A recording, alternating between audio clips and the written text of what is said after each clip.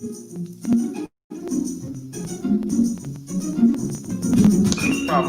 the very same time that America refused to give the Negro any land, through an act of Congress, our government was giving away millions of acres of land in the West and the Midwest, which meant that it was willing to undergird its white peasants from Europe with an economic floor. But not only did they give the land, they built land grant colleges with government money to teach them how to farm.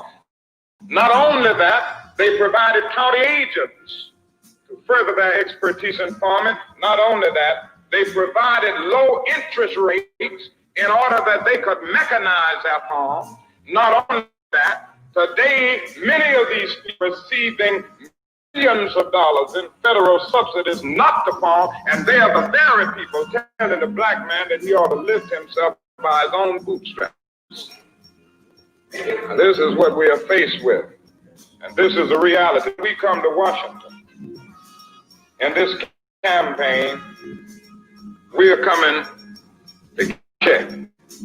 What is up, ADOS and our allies? You know who it is. Angela Nirvana, your hostess with the mostest on the Friends of ADOS TV channel, bringing you those ADOS hot topics and making the case for reparations, making the case for Democratic down ballot strategy until they cut the check in the trillions over multi-generations. Yes, family, good afternoon on the West Coast. Good afternoon in the Central.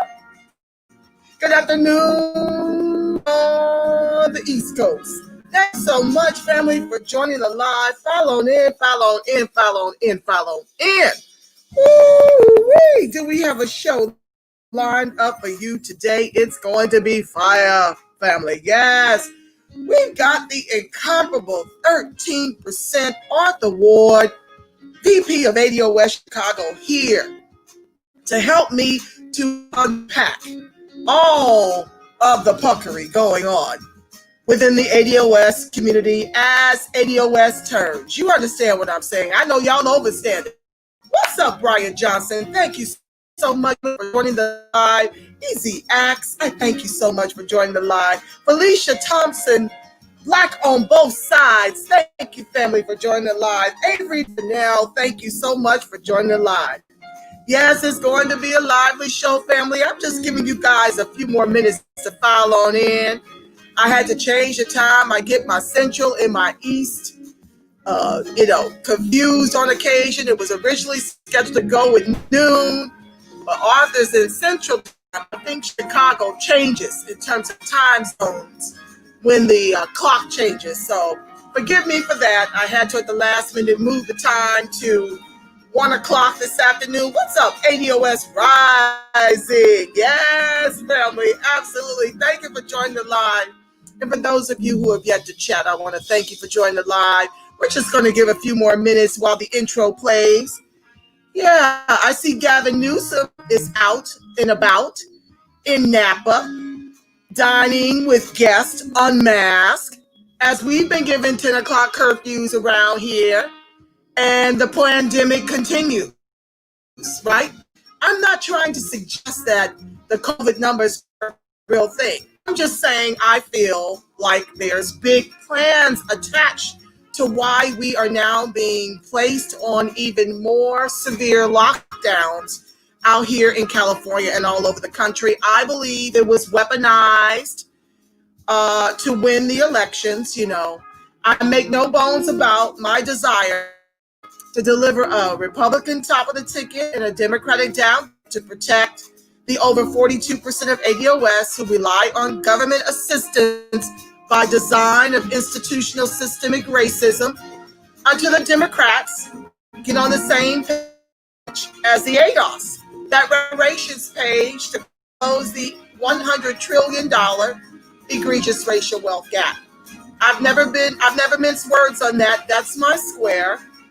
And that's what I'm pushing to the woke boomers, the woke Gen Xers, the woke Gen Zs, the woke millennials. Yeah, because The definition of insanity is to continue to do the same thing while expecting different results.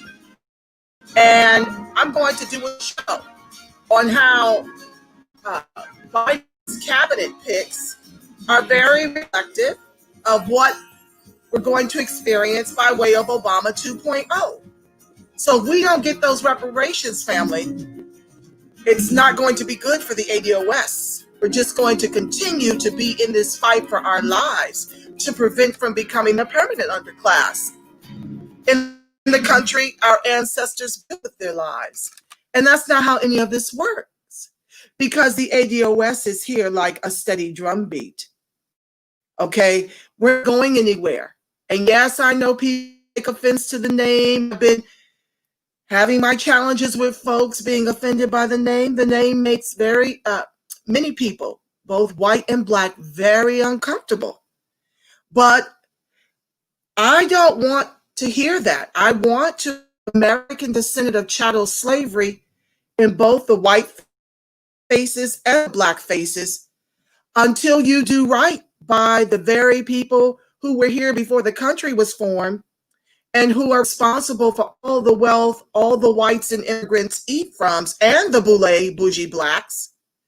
Until you do right by that group, we're here to haunt you over what has been done to us. I can't think of a better name than American descendant of chattel slavery to refer to us as, in order to unflatten blackness so that our peril in this country, all that has been stolen from us, can be seen and they can be reminded of it. But I'm starting to learn why they like calling us black, why they like collectively calling us African American. Because the immigrant groups, and this is not xenophobe or anything, this is the data, are doing significantly better than us. And why should that be? None of these immigrants, black, blue, Hispanic, none of them should be better than the ADOS. We should be right up there and not doing better than white folks. Yeah, because our ancestors' lives paid for them to eat off the table we are the legs of. So I don't mince words about that. What's up, Jedi Tab? Hebzibah, thank you so much for joining the live. If I haven't said your name, I don't really see it. I will call you out and give you a shout out if I see you in the chat. If not, I want to welcome you. Lyrica is ADOS. Thank you, my love, for joining the live. Without further ado, I really want to bring up our guest so we can get into this and I can get the show on the road. What's up, Satra Amand Coxey? I hope I said that correct. My voice is breaking up on Facebook Live. Oh, no. I turned out, hold on one second. Let me scream at my daughter to see if she is pulling from the Wi-Fi. Just a second.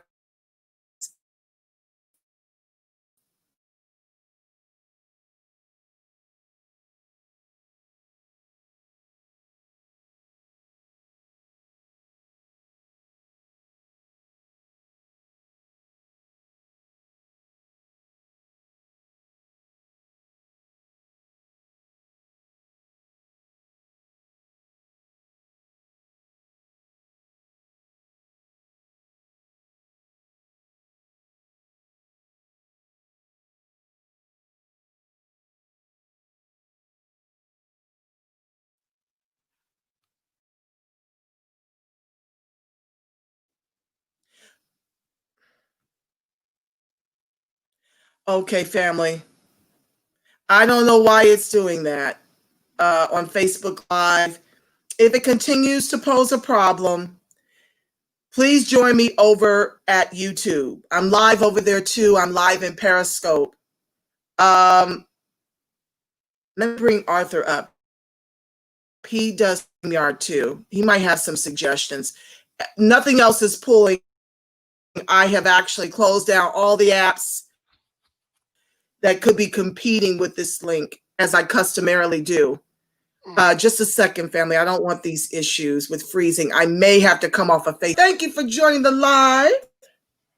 Yes, hello, Angela. I want to ask you, hi there. Do you have a pause? Is it acting weird on your end? Are you getting a pregnant pause over there? I I'm getting it from you, but as I see myself on the screen, I'm not pausing at all. Okay. Yes, if you, Friends of ADOS TV is the same moniker I use over at YouTube Live. Facebook, I'm going to try this a little bit more, and if it continues, I have to untether Facebook. I know they've been coming for me quite a bit. I can't even do lives of my own. I can't do watch parties anymore. Facebook has really been doing me in, given my content and the things I write in my feed. But anyway, that's neither here nor there. What's the YouTube link? The YouTube link is Friends of ADOS TV. Everybody should subscribe there just as a safety net because, oh, what's up, Logic? Where L? Oh my God, this brother. I've been living to have him on my show. He's so busy. Everybody's pulling at that brilliance. I might have to give him a link and let him jump in. Logic, let me know if you want to jump in, okay? Chinetta, ADOS Colorado in the building. What's up, fam? Avery says, what's up, Arthur D. Ward? Everybody knows and love you, Arthur. I want to thank you so much for being here on the live, helping me to unpack this because this is really, really serious, man. I'm telling you, the more we push for reparations, the more muscle we require. And we've already, I want you to just, I'm going to just give bullets because it takes you. You are the Naarc Ncobra Sheila Jackson Lee expert on the subject of the 40 and various things. Yeah, you are. You know, like I really defer to you because you are the one taking them to task every time I look up, whether it be an ADOS Absolute, 13%, whether it be, I mean, in any place I've ever seen you come on my show and help to unpack it. Yes. So I'm going to let you to the family, but this is a problem that they're now, and I want to share the screen while you talk about this newest fuckery that they are on. Yeah. With a reparations beer. Reparations beer. Not a reparations clean water line. Not you know, this is a new 40. Right. And they are trying to monetize off of our heinous chattel slavery. And they're comprised mostly of Black immigrants. Right. Let me let you tell me while I pull up. You go ahead and speak to the family about what's happening. Give them a little backstory. Some people are new. Yeah. I need you to talk about the history of Naarc and Ncobra relative to our HR 40, Sheila Jackson Lee, and segue into the reparations beer. Okay. All right. Well, we'll do that. Well, as many of you should know, Naarc and Ncobra, well, let's start with Ncobra because they are the precursors of most formal reparations organizations. They've been around since the middle 80s, okay? And actually, I believe that they started as a sincere Pan-African reparations group. And they've been advocating for reparations ever since the mid 1980s. But under the guidance of Dr. Conrad Will, who I've had many years of back and forth political relations with over the years, it is eventually turned into a corrupt organization. Right now, they are trying to monetize anything under the name of reparations in order to satisfy their own pockets. And over time, because they've developed many relationships with many people in government, especially on Capitol Hill, they develop relationships with people in different Black organizations and other organizations that are advocates for their particular groups, like American Indians, Chinese, and so forth. They have a powerful network of people that have influence in government. And then that brings us to Sheila Jackson Lee and HR 40. Originally, HR 40 was formed by John Conyers. And at that time, the formulation of HR 40 was influenced by Dr. Conrad Will, Dr. Ron Daniels of Naarc, and also Randall Robinson of Trans Africa. Okay, and it started out with a little bit of teeth. Eventually, that teeth was taken away by the influence of Dr. Conrad Will to the kind of bill that we have now.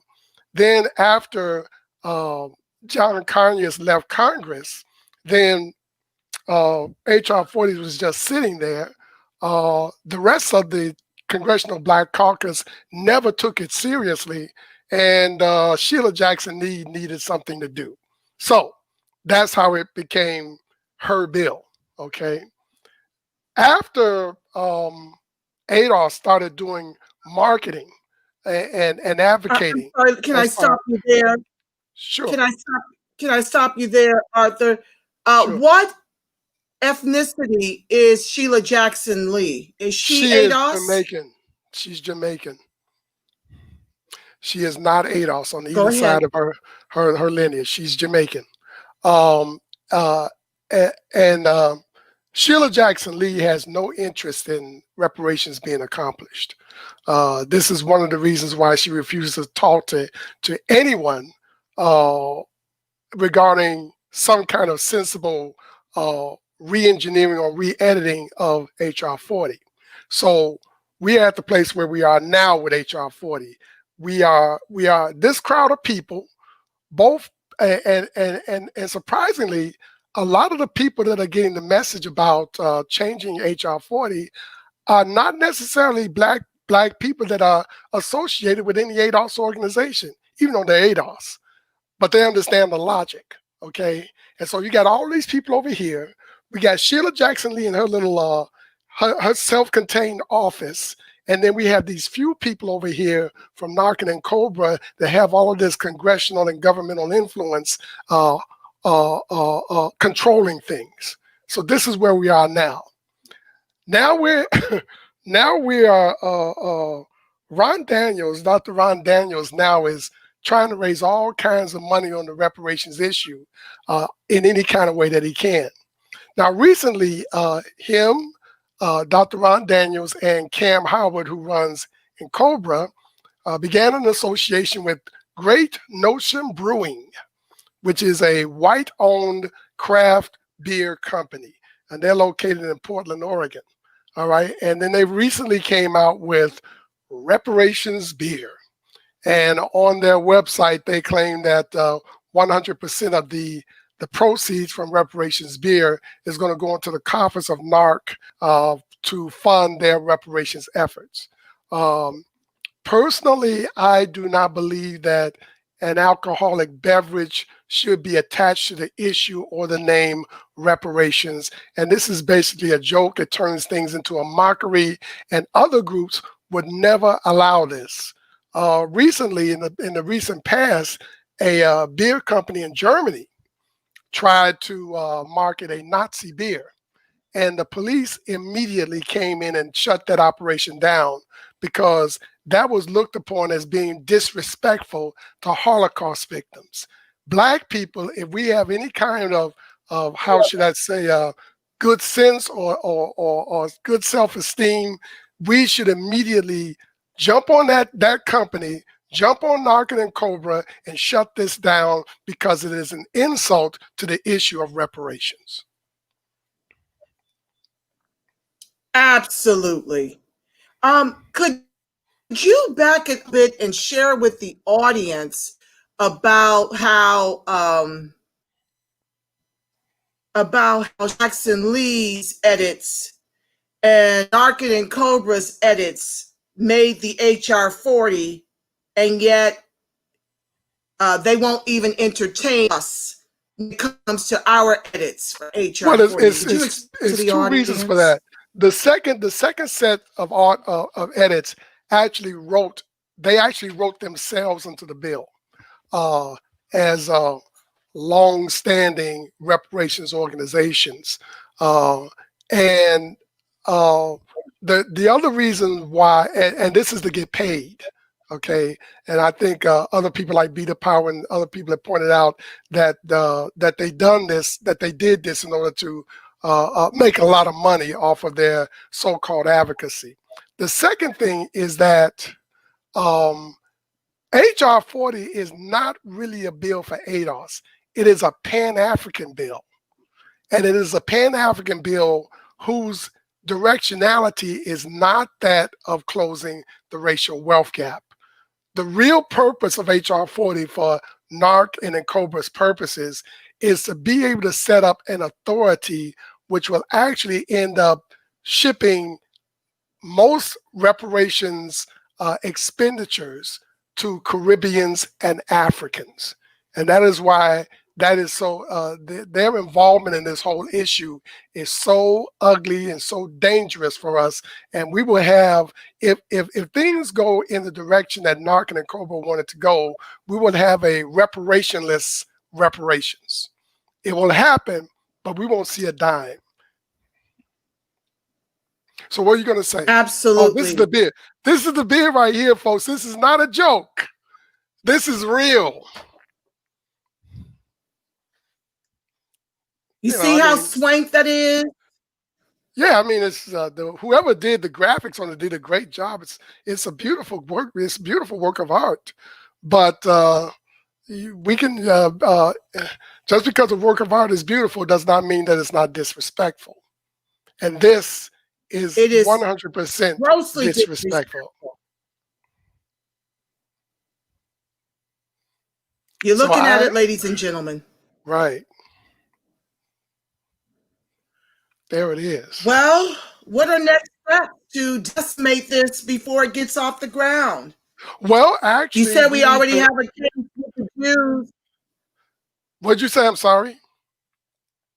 I said you already said that the Jews. Didn't you say something about the Holocaust and them trying to do a beer or something? Yeah, the police came in and shut that down. People weren't having it. They were not having it. The Jews were not having it. And we need to be the same way about our issues. We need to shut this down. We need to be emailing these people, writing physical letters, calling Naarc, communicating with Ncobra. We need to turn this into poison. Because this kind of marketing, hear that, family? Yeah, yeah. And especially in the eyes of white people. This takes away the seriousness of the issue when you have things like this out there. Okay. Matter of fact, yes, we need to use Great Notion Brewing. That's the name of the company. Great Notion, N-O-T-I-O-N Brewing. We need to use them as an example as to what not to do if you're going to be white and call yourself assisting in advocacy for reparations. Oh, thank you, Black Magic. You see, somebody put that in the chat. Thank you, Black Magic. Yes. I'm going to stop sharing this now. I think everybody has seen it. That's here anyway. And folks that aren't, they'll get it when they review the show because it seems to be competing with my Wi-Fi. There's some type of drain happening right now that's out of control. So I'm going to stop sharing this. So how can we, shouldn't we do like a Twitter campaign? Twitter? Blast them in social media? Facebook, Twitter, Facebook. I think this came off Instagram as well. All three. Also old school it, email, phone call, letters, every possible way that this company needs to feel the wrath of the people that this is supposed to represent.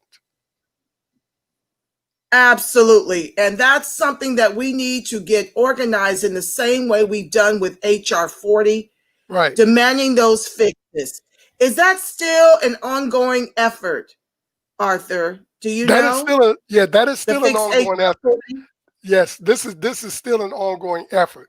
But at the same time, there will be an effort, there will be a separate track going towards Washington in terms of a bill that is created by ADOS.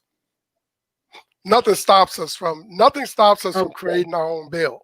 You understand what I'm saying? So if that is the route that we have to go, that is a track that we just have to be on. You know what I'm saying? And we do have enough, how should I say, we do have enough ways into Washington as far as certain legislators, at least to get it out there. On Capitol Hill. You understand?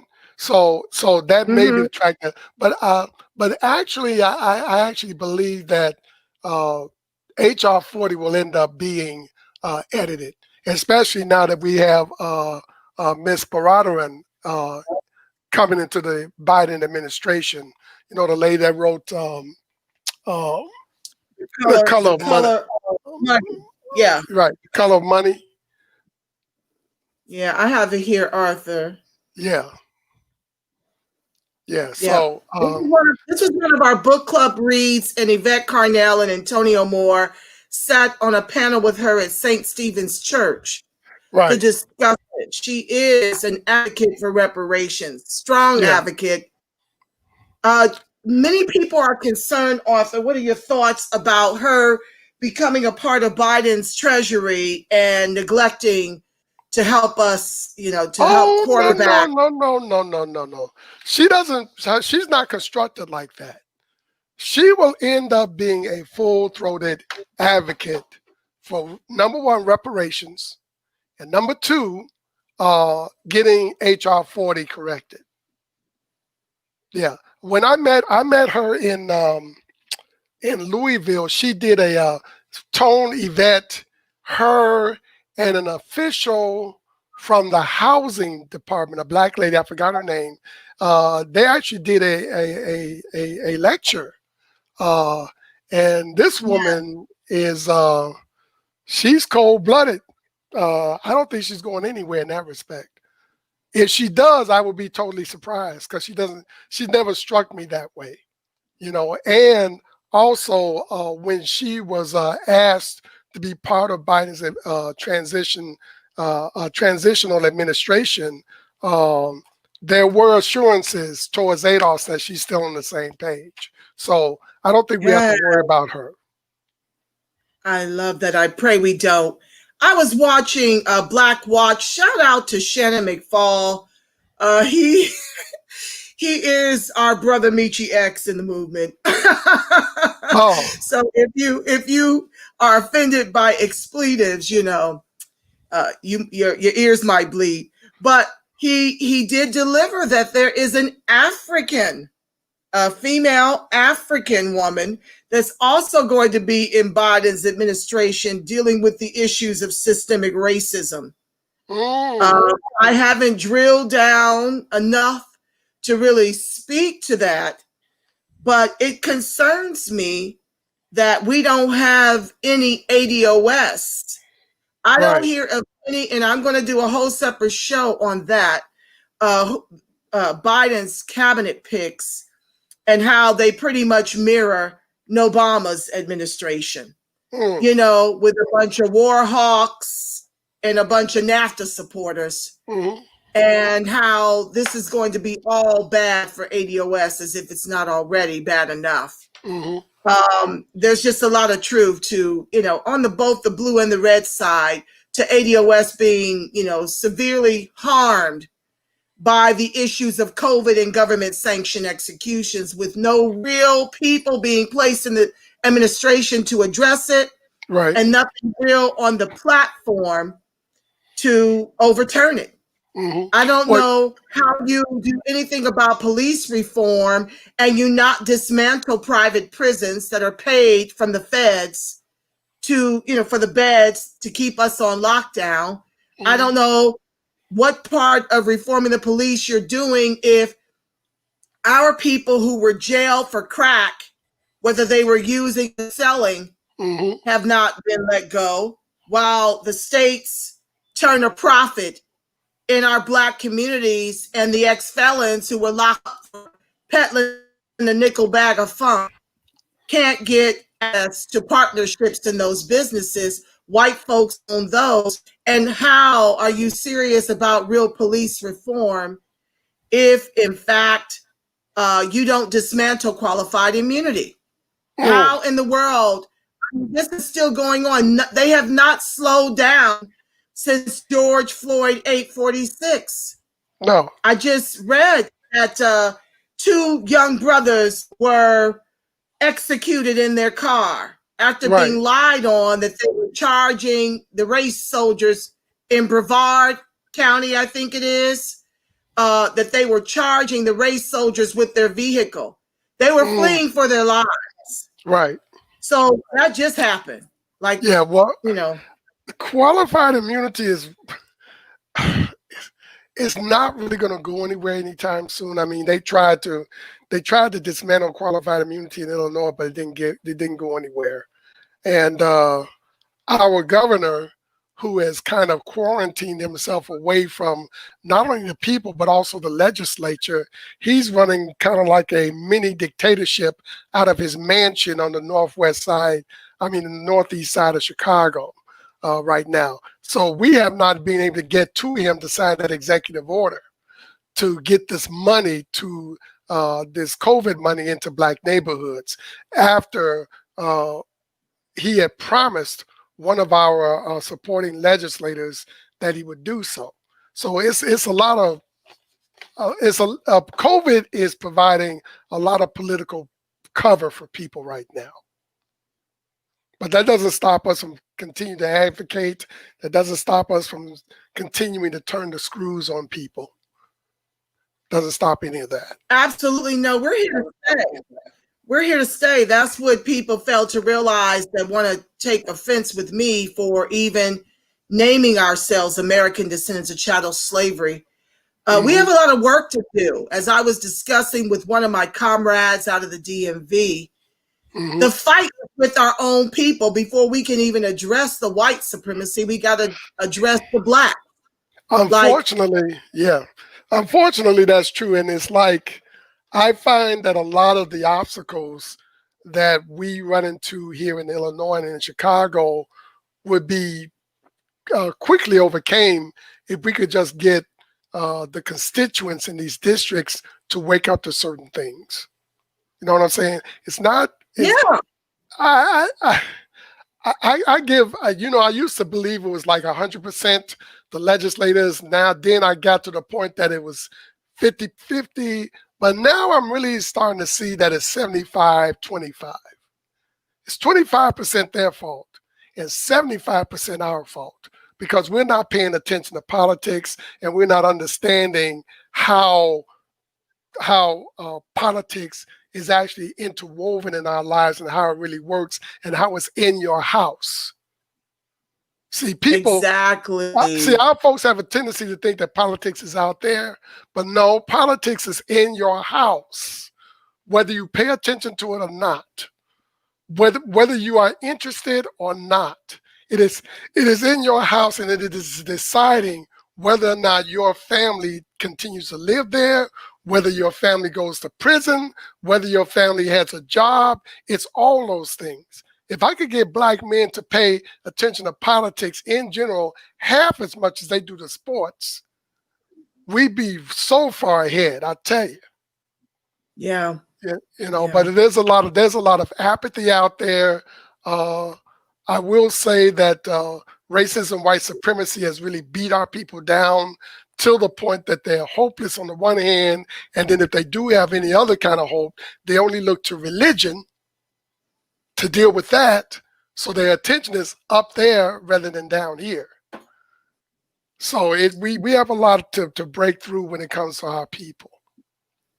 Yes, it feels like very much an uphill battle.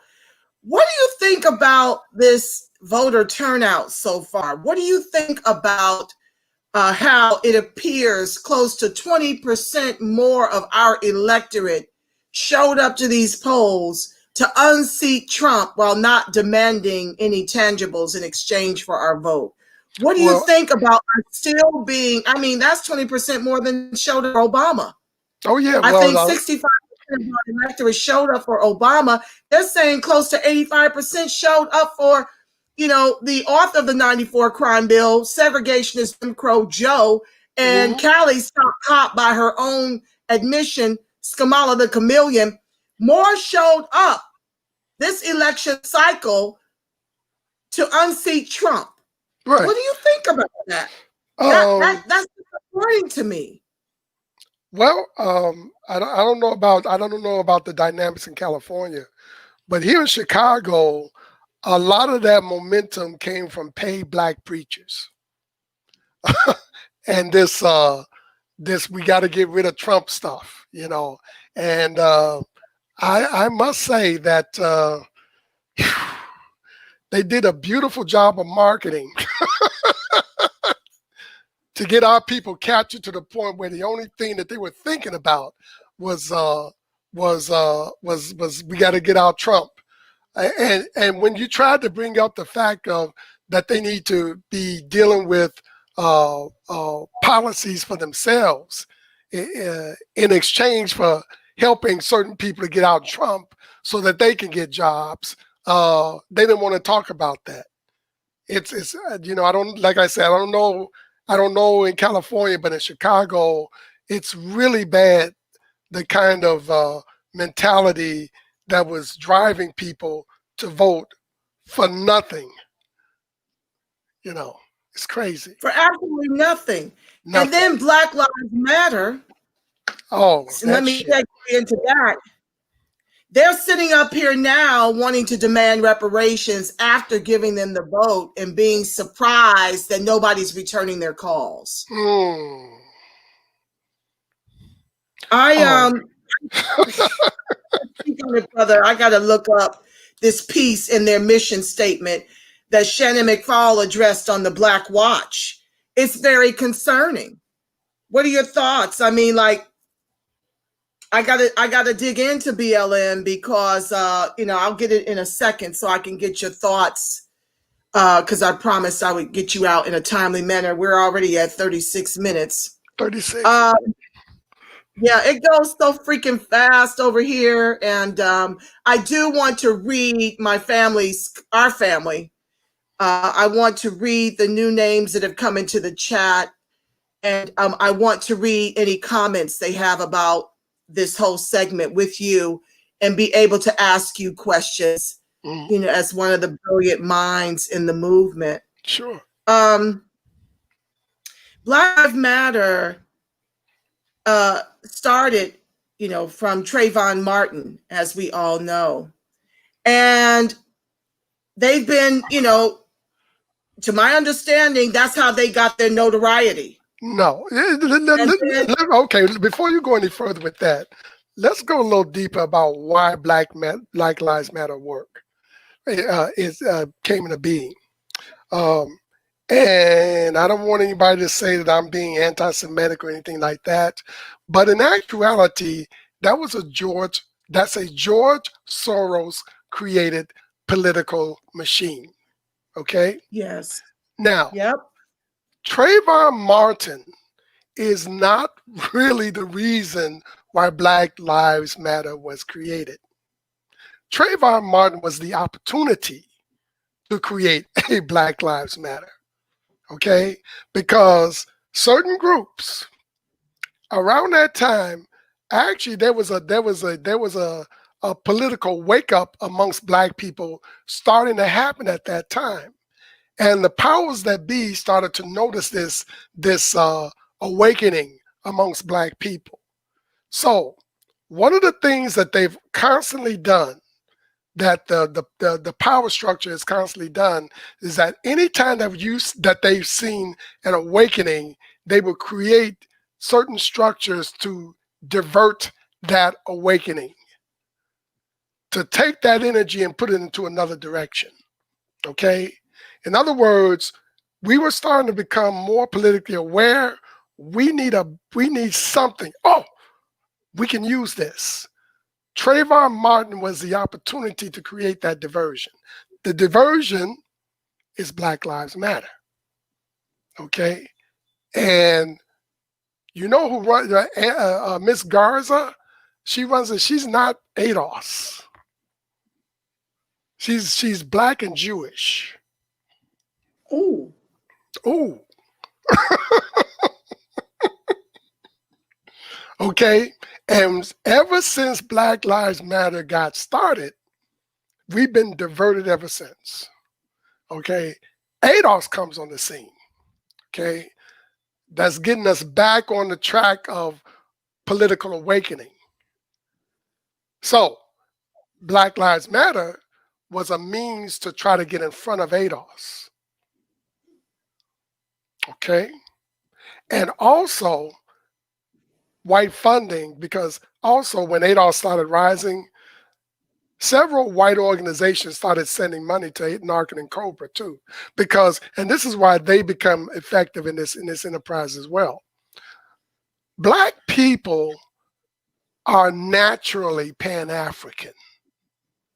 We are. We are not.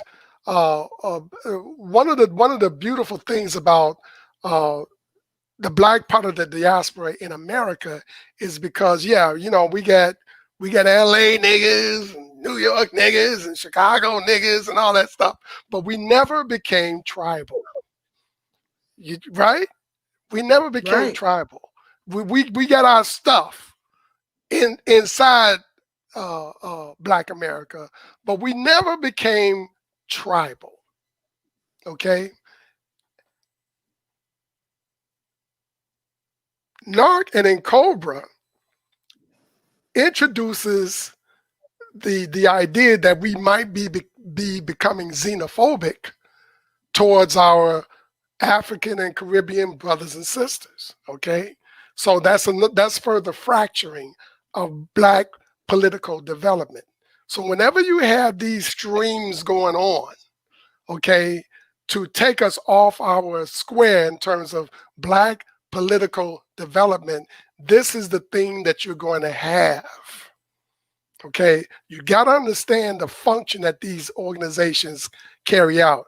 Naarc and Ncobra have ceased being organizations that are for Black people. They're just as much of a diversion now as Black Lives Matter. And notice how the mission of Black Lives Matter constantly changes. First, it was about police shootings of Black people. Then it became this people of color stuff. Now it's LGBTQ. Now it's reparations. What do you want to do? Okay. Right. You know, pick a lane. Right, pick a lane. You know, because right now you're keeping us confused. So as long as we have elements that keep us confused, we will have situations like Black people blindly going to the polls and say, we got to get out Trump without any other purposes when they're making the trip to that poll, without any substance behind their vote for them. Do you understand? So it's something. These are the things that Black people have to become more aware of in terms of thinking, watching trends, watching policies, watching politics, understanding the nature of propaganda and whether propaganda is good, bad, or diversional. You know, and Tone and Yvette are major contributors of helping us to develop that kind of sophistication so that we can see what we need to see, and then after we digest what we see, to do what we need to do. Y'all can call me crazy now. No. I don't know why. It's such a pregnant pause, but the show must go on. I don't know why. Breathing and doing all kind of silliness on your part, but as long as we got the cameras rolling, I want to read from their site. We affirm the lives of Black, queer, and trans folks. Then comes disabled folks. Then comes undocumented folks. Then comes folks with records. Then comes women. And then comes all Black lives along the gender spectrum. Our network centers those who have been marginalized within Black liberation movements. See, this is the challenge I'm having with trans and queer leading whose lives they're affirming Right. after having weaponized Trayvon Martin. Right. You got to take it back to money. Mm-hmm. You got to take it back to Obama, who, gave the LGBTQIA priority over the ADOS, who put him into office for 2 terms. Got to go back to when he talked about Trayvon Martin could have been his son. Right. You see, he paid a lot of lip service and saying we shall overcome when the Carolina 9 were executed by Dylan Roof. Right. He was able to sing and put on that blackness to woo the people to sleep, you see. Right. All the while catering to the LGBTQIA. Now, when you look at what do we have, about 337 million in this country? LGBTQIA is maybe 4.5% of that. And of that, the majority are lesbian women. Of that 4.5%, let me see, I wrote my data down. I don't want to misquote. Hold on, guys. Just give me a second. I got to get these numbers right. Okay. 4.5% of that amount, of the 4.5%, 3.9% are men in that community, and 5.1% are women. And so when you look at us being 7%, our Black men being 7% of the entire population, we being 13% collectively. Right. What percent of the 4.5% of our men and women even fall into this category? So when the Black Lives Matter leads with LGBTQIA, right, my reasonable mind deduces that you're trying to make them the new Black. Why? right, Because you robbed us of education, robbed us of American jobs with American wages, like that of yesteryear, that the boomers mostly benefited from. You rob us of healthcare. You redline us into environmentally racist communities. You deny us home ownership. You deny us business ownership. And so you're pivoting to cater to 4.5% of 337 million so that you don't have to deal with the 40 million, 35 million of the ADOS, who are a wealthless group by design of institutional systemic racism. So this is what I see when they're leading with whose lives they're really out here to protect, while weaponizing Trayvon Martin to be the premise of their movement. right, While doing nothing, because Black men don't have any money. And you see it all over the place. This huge agenda. We may be 1% of that 4.5%. right, Really mostly here in California and in Atlanta. Maybe in DC. I don't know. The bottom line is, of the 35 million of us, and maybe 1% of us or less identify as LGBTQIA. And so you decide, Patrice Cullors and Garza, and I think there's one more, you decide to make that your initiative. right, Because that collective generally has money. And we don't. The only weapon we've got is our vote.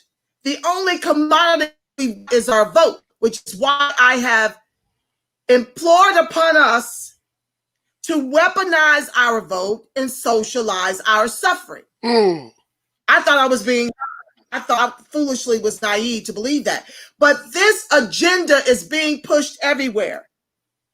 And why is it upsetting to me personally? Well, my daughter just shared with me that they're bringing gender neutral bathrooms to her high school. My daughter stresses to me that she sees more gay and lesbian PDA on the campus than she sees black on black love, hetero.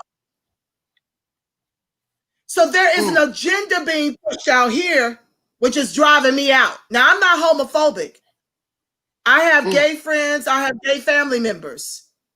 I'm talking about an agenda to prioritize and single out the LGBTQIA for the come up while trying to push an agenda on our children, right, specifically our Black boys, as another form of eugenics to stop us from procreating. It's in the commercial, it's in the music, it's in the TV commercials, and they're always pitting us as the poster children of the LGBTQIA. Now, I wouldn't have a problem with it if we were the majority of the people that chose that lifestyle.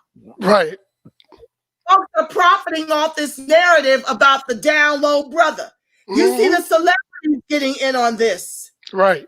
Jay-Z and Beyonce at some awards for his now gay mother.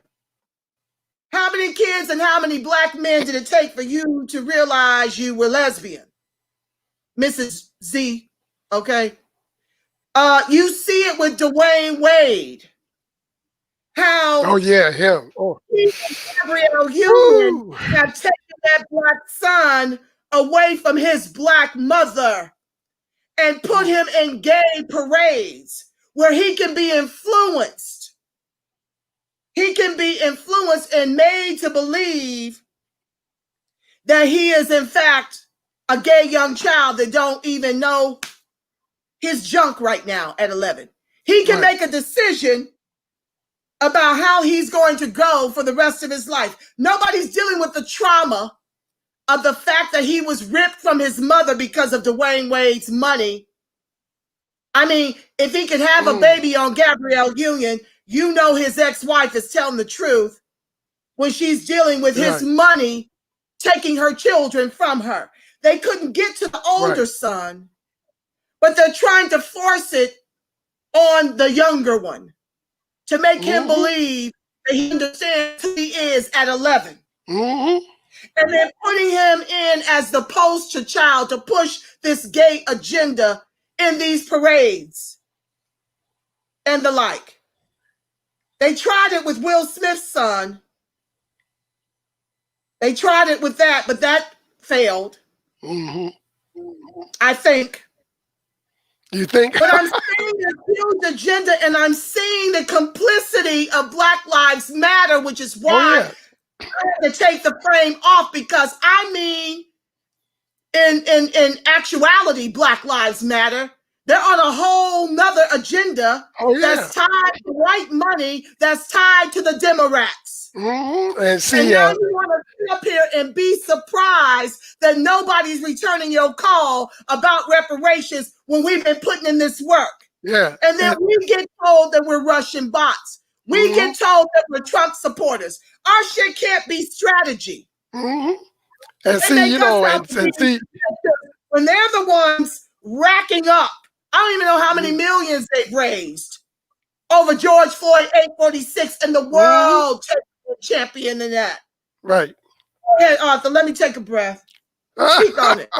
Yeah, but you know what? See, and Miss Garza and them better be careful they damn selves, because this is again, this was constructed by some white folks, okay?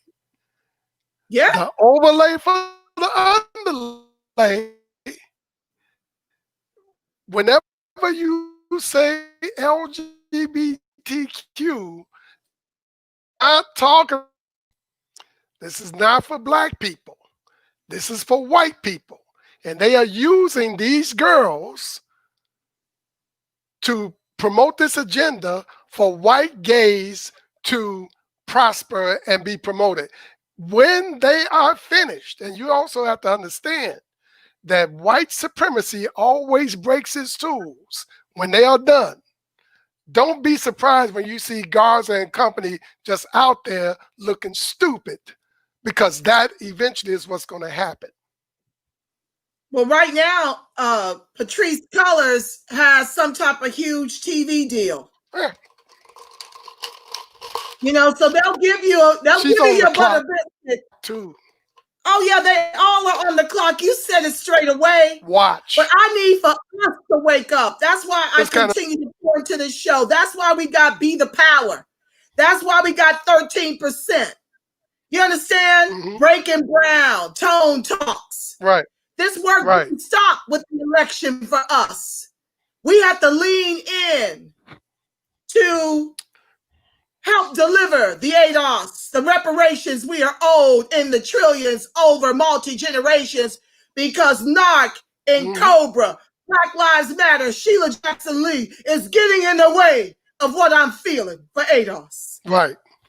Well, see, so, as long as I'm around, I will guarantee you, ma'am, I am going to be one of the major people out here giving Kamala and Biden a hard time. This is going to be one of the most uncomfortable presidencies ever in the history. Because this time they are not going to get away with it. And the other thing is that I want to get something started in Carolina to get rid of James Clyburn. He's another one. Come on. With his fish frying ass. So it's no, this is going to be a fun year. I'm telling you. It's going to be a fun, be great. Fun 4 years. Yeah, fun 4 years. Since we went to the polls to vote for this, I have not let up, and I won't. No, and I won't until we understand we need a new strategy. We must weaponize our vote and socialize ourselves. All right, Democrats, we gave you the jobs. You got the job in the White House because of us. Okay, so what we gonna do here? You know, ain't no asking for the seat at the table. Either we get a seat at the table, or the table will be blown up. That's it. So what we gonna do? Clyburn? What we gonna do, Kamala? Since your ass is black now. Wait a minute, which today? Tuesday? Oh, I'm sorry. You're black on Tuesdays and Indian on Wednesdays. So which day should we see you? Tuesday or Wednesday? Asian on Sunday. Asian on Sunday. So just let us know what day, baby. I mean, we'll be there. Okay? But these people, no. This is not gonna be. This is gonna be a hot air. You know, you will see Biden constantly walking in the Oval Office because that goddamn chair is gonna be so fucking hot that he is not. No. Well, I'm here to tell you, Barbara Lee is now giving him that work over that reparations. Why is that? Because that ADOS hive is over in the Twitter, putting in work, giving them the business. Do you hear me? Let me go to my... Wait a minute. What is I kind of missed that. What has Barbara Lee been doing? Barbara Lee? Yeah. I'm going to tag you in the article where she is saying, y'all stop lying about the history. You know what it is. Cough up those reparations. I can guarantee you it's because that ADOS hive in that Twitter will make the hair stand on top of your head. I have to get out of there because they come for me sometimes too. They come for me. But I want to go to the comments and frame a few of them. I'm not going to do all of them because I promised I'd get you out in an hour before I have story time. Okay. I want to welcome the rest of you. Let me see. Who did I miss? Jedi, I think I said, and Lyrica. Satra, I think. Yeah. Trey Lincoln, what's up, my love? Okay. Thank you for joining the live. I saw Chinetta, my love. Logic, you know I love you, Black and Strong. Okay, Brian, Tyrone, thank you. Naeem, Be the Power. They know they owe me a show. They wrong. They run. Why they running from me? Huh? If y'all want me the power to come over here with friends at ADOS TV, put it in the chat. Put the pressure on these brothers, okay? Let's see here. Stephen. Okay, Stephen looks like, okay. Brian says mega disrespectful.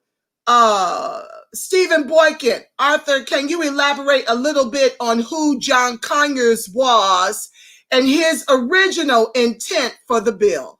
Oh, John Conyers was a representative from Michigan. Okay, and his original intent for the bill was to study the bill, study the what harms that Black people still possess as a result of slavery and Jim Crow, and possibly putting some kind of policies in place to give us a leg up. Basically, that's all it is. And he reintroduced the bill with every session of Congress, and it constantly was blown back. So basically, that's what it was. It was real simple, you know.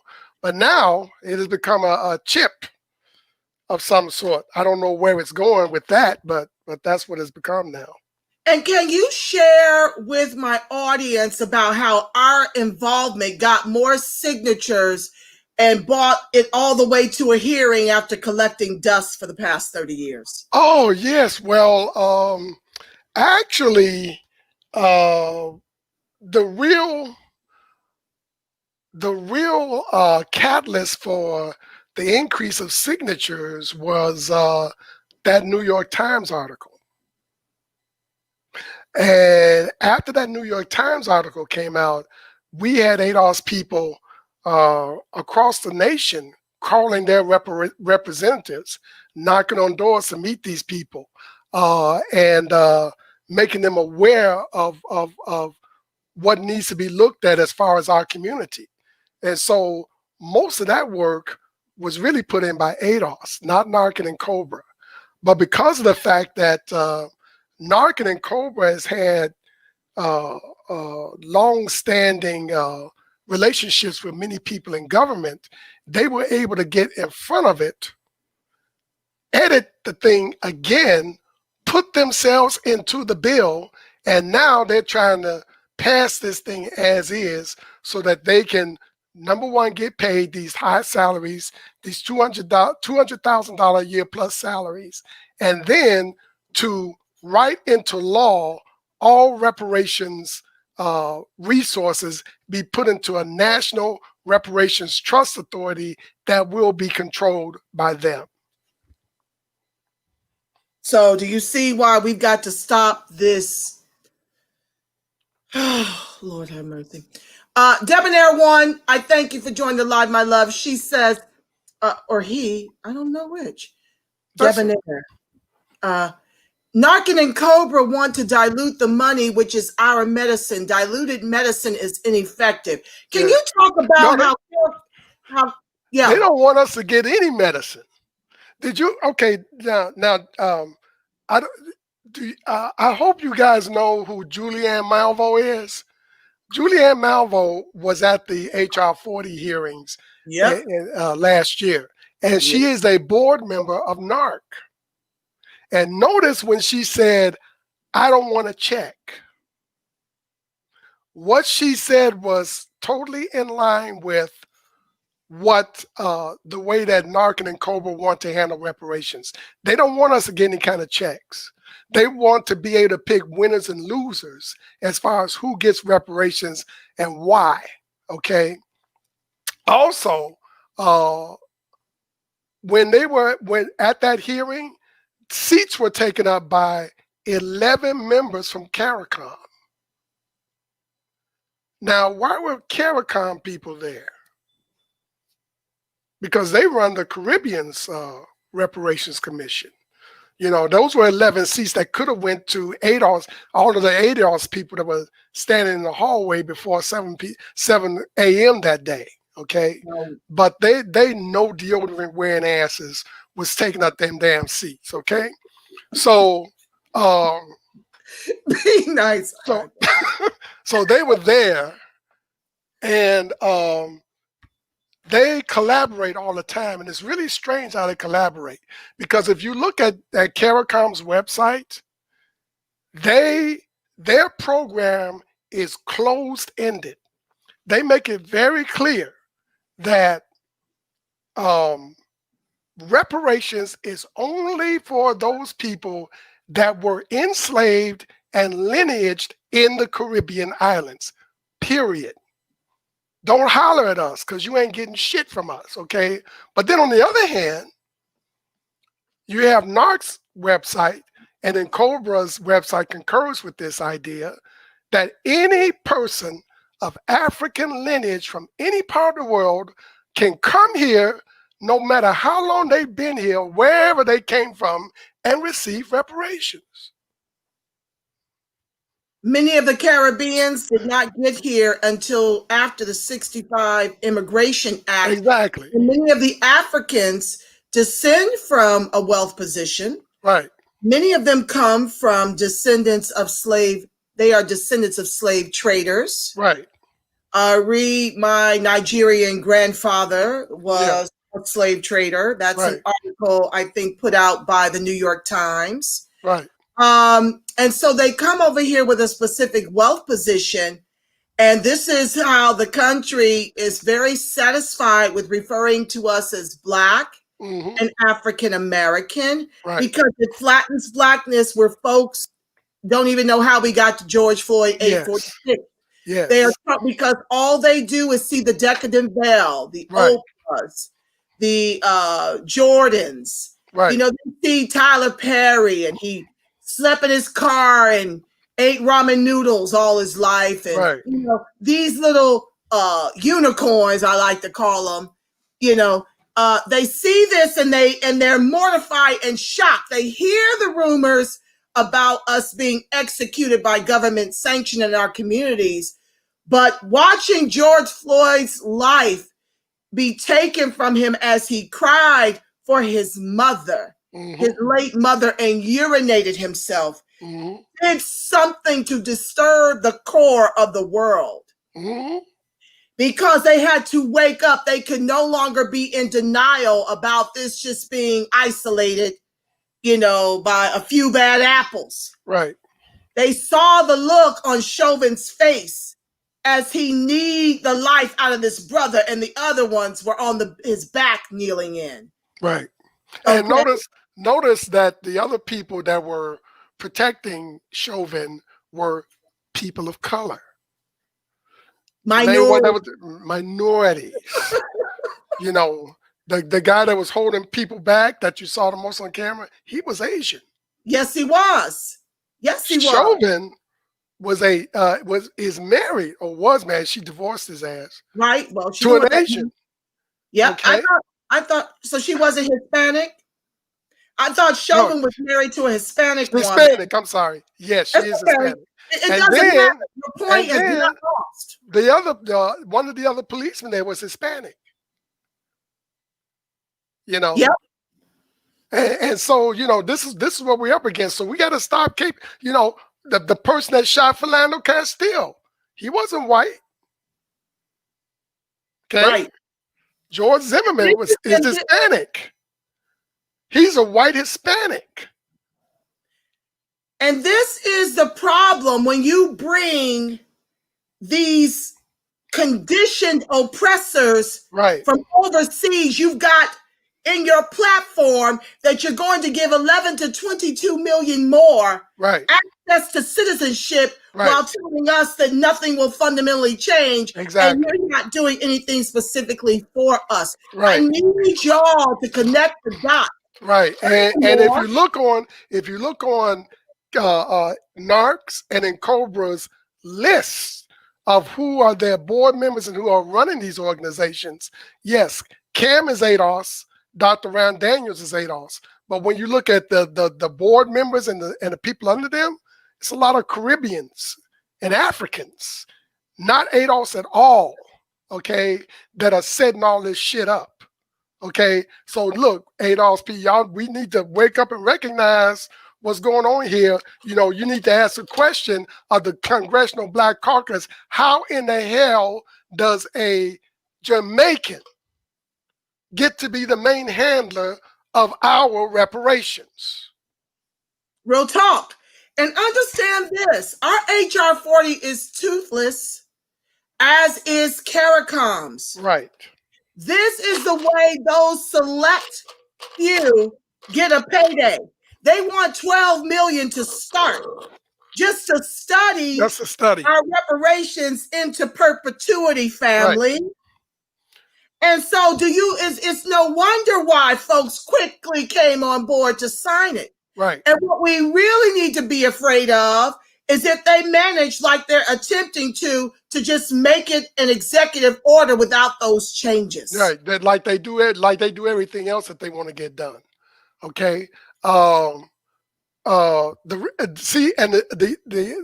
other reason why that we have a lot of signers of HR 40 now is because you got to understand, okay,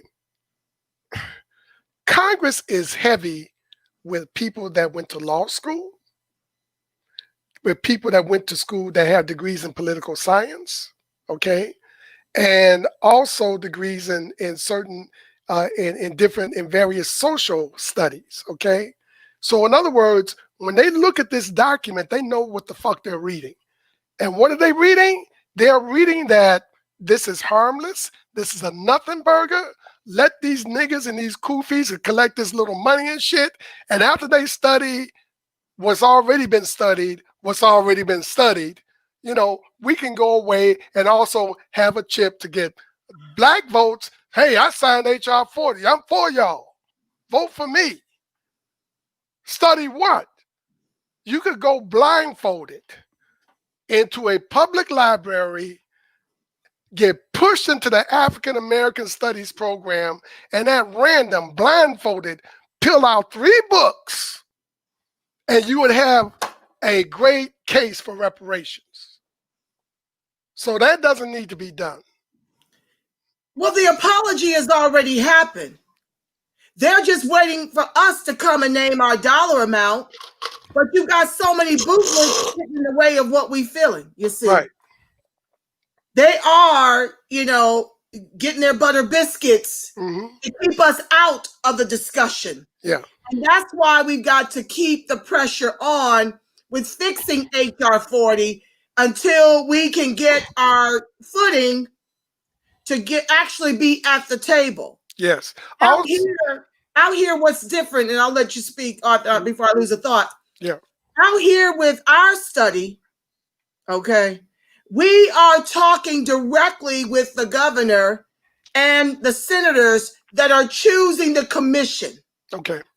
We have been in meetings with them directly. They understand how we are the ones that work with Dr. Shirley Weber to bring this to fruition with the help of Ice Cube. Right. Okay. And so we are controlling, or at least attempting to. We'll see how it washes out. We don't get the final say. But we came up, they want to see our vetting questions, and they want to hear from us about who do we think is best for that commission. A huge difference between what Sheila Jackson Lee is doing. Right. Because oftentimes the narrative is you didn't ask for nothing. No, you just get silenced. So please know we've been giving Sheila Jackson Lee the business. Please know that there are people in the trenches always asking every election cycle. Now, because of the ADOS movement, nobody can pretend that you didn't know we were demanding reparations in exchange for our vote. It's all over the archives, the debate stage. Every time Jamie and Fowler push the mic in any of the candidates' face, so they can't run that lie. No, I can't. See it, and Cynthia, it's like she keeps me kind of like at bay. I'm not 20 anymore, because if I was 20, Sheila Jackson Lee would have a big hunting knife stuck in her door with a piece of paper saying, "You need to see me."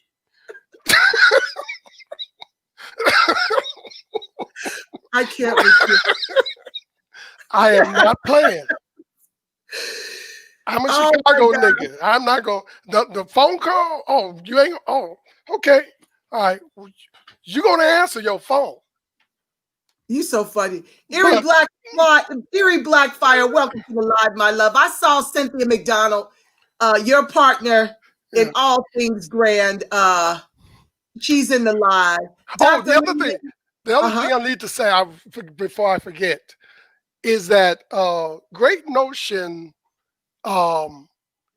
Brewing has given us a propaganda and publicity opportunity to show so-called well-meaning white people don't fuck with us. We need to take full advantage of this while we can.